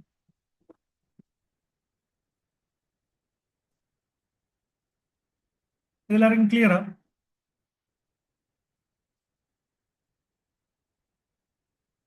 இது இன்னும் 2 கேள்வி ப்ராக்டிஸ் பண்ணல பிள்ளைகள் 10 மார்க்ஸ் தானே. நீங்க 4-5 கேள்வி ப்ராக்டிஸ் பண்ணிட்டு போதில்லை. ஒரு நீங்க என்ன கேள்வியை செஞ்சீங்களோ அதை திருப்பி திருப்பி செய்யுங்க. இந்த கேள்வி இன்னொரு கேள்வி 2 கேள்வி ப்ராக்டிஸ் பண்ணிக்கொள்ளுங்க. 2 கேள்வி ப்ராக்டிஸ் பண்ணிட்டீங்கன்னா உங்களுக்கு என்ன செஞ்சிடும், இதில் எந்த பிரச்சனையும் வராது. இந்த கேள்வி நான் உங்களுக்கு செஞ்சு ஆடிட்டேன். இந்த கேள்வி நான் உங்களுக்கு என்ன செய்யறேன், உங்களுக்கு நெக்ஸ்ட் கிளாஸ் நான் என்ன செய்யறேன், நான் செஞ்சு ஆடுறேன். நான் செஞ்சதுல வீடியோஸ் யாரும் என்ன செய்யறேன் உங்களுக்கு தான் 22 ஜனவரி. இதுல பிள்ளைகள் டைம் எடுக்கிறேன்னா எதுக்கு வேணுமா டைம் எடுக்கும்? இந்த இருக்கிறது மீட்கத்தக்க தனிச்சங்கள் இந்த ஐஆர்ஆர் கால்குலேட் பண்ணது உங்களுக்கு டைம் எடுக்கும். உங்களுக்கு ஃபுல்லா விளங்கப்படுத்துறதுக்காண்டி தான் என்ன செஞ்சுட்டு எனக்கு டைம் போயிட்டு தியரி படிப்பிக்கிறது எனக்கு ஒரு 1 ஹவருக்கு மேலே போயிட்டு இந்த ஐஆர்ஆர்ல உங்களுக்கு விளங்கப்படுத்துறதுக்கு 1 ஹவருக்கு மேலே போயிட்டு இந்த வீடியோஸ் பார்த்துட்டு டவுட்டான ஆட்கள் நீங்க என்ன செய்யுங்க, ஐஆர்ஆர் கால்குலேஷன் ஏதாவது டவுட்னா நீங்க என்ன செய்யுங்க எனக்கு நீங்க கால் பண்ணுங்க ரைட். இப்போ இதான் பிள்ளைகள் என்ன weighted average cost of capital. இதுல நான் ஸ்லைட்ஸ்ல நான் வேற ஃபார்முலா போட்டுருக்கேன். இந்த வரங்க ரிட்டர்ன் ஈக்விட்டி இந்த பிஎன் போட்டிருக்கேன். மொத்தமா பிஎன் நினைச்சுன்னா இந்த இபிடியை கூட்டி வரதுக்கு லேசா இருக்கிறதுக்கு அப்படி போட்டிருக்கேன். பட் நான் படிப்பிச்ச ஃபார்முலாவை நீங்க பாடமாய் கொடுங்க. இந்த ஃபார்முலாவை போட்டு உங்களுக்கு நாட்டி விட்டுட்டா. WACC எப்போதும் நீங்க என்ன செய்யணும், சந்தை பெறுமதி முறைக்கு தான் பாருங்க. நான் சரி போட்டு காட்டியிருக்கேன். சந்தை பெறுமதி முறைக்கு தான் பார்க்கணும். ஏட்டு பெறுமதி நீங்க என்ன செய்யணும், யூஸ் பண்ண வேணா. இதுக்கு தான் நடைமுறையில ஏட்டு பெறுமதி யூஸ் பண்றது. சந்தை பெறுமதி நீங்க பாதிக்கிறீங்க பயன்படுத்துறது ரைட். இதை தவிர உங்களுக்கு இருக்கக்கூடியது இதுல ஒன்று கிட்ட எக்ஸாம்பிள் மிக முக்கியம் மார்க்கெட் வேல்யூ தான் நீங்க பாவிக்கணும் ரைட். பெஸ்ட்டுக்கு RE காணணும், RP காணணும், RD காணணும். அதுக்கப்புறம் என்ன செய்யணும், weighted average cost of capital காணும். உங்களுக்கு எக்ஸாம்ல தந்திருப்பாங்கன்னா இந்த ரிட்டைன் ஏர்னிங்னு தந்திருப்பாங்க. ரிட்டைன் ஏர்னிங்னா என்ன இல்லைங்க, அதையும் காட்டிடு. அந்த ரிட்டைன் ஏர்னிங்னா நம்முடைய இந்த பெறுமதி கூறப்படும் நிறுத்தி வைத்த லாபத்தை தந்திருப்பாங்க. இந்த கேள்வியில் எங்கேயாவது நிறுத்தி வைத்த லாபம் எங்கேயாவது தந்திருக்காங்க. நான் பார்த்து நிறுத்தி வைத்த லாபம் என்று தந்திருந்தா அதை நாம் என்ன செய்யக்கூடாது, கணக்கில் எடுக்கக்கூடாதா, கணக்கில் எடுக்கக்கூடாது. அதான் விஷயம். இது எக்ஸாம்பிள் கேள்வி ஒன்று போட்டு உங்களுக்கு செஞ்சு காட்டியிருக்கேன் ரைட். ஸ்லைட் இருக்கிறார்கள் ஸ்லைடை பார்த்து கொடுங்க, இல்லாதாக்கள் நான் உங்களுக்கு சென்ட் பண்ணி வைக்கிறேன் ரைட். ஆகவே இதான் மூல நினைக்கிறேன் பிள்ளைகள். அந்த கேள்விகள் நான் என்ன செய்யறேன், அடுத்த கிளாஸ்ல என்ன செய்யணும் உங்களுக்கு செஞ்சு காட்டுறேன்.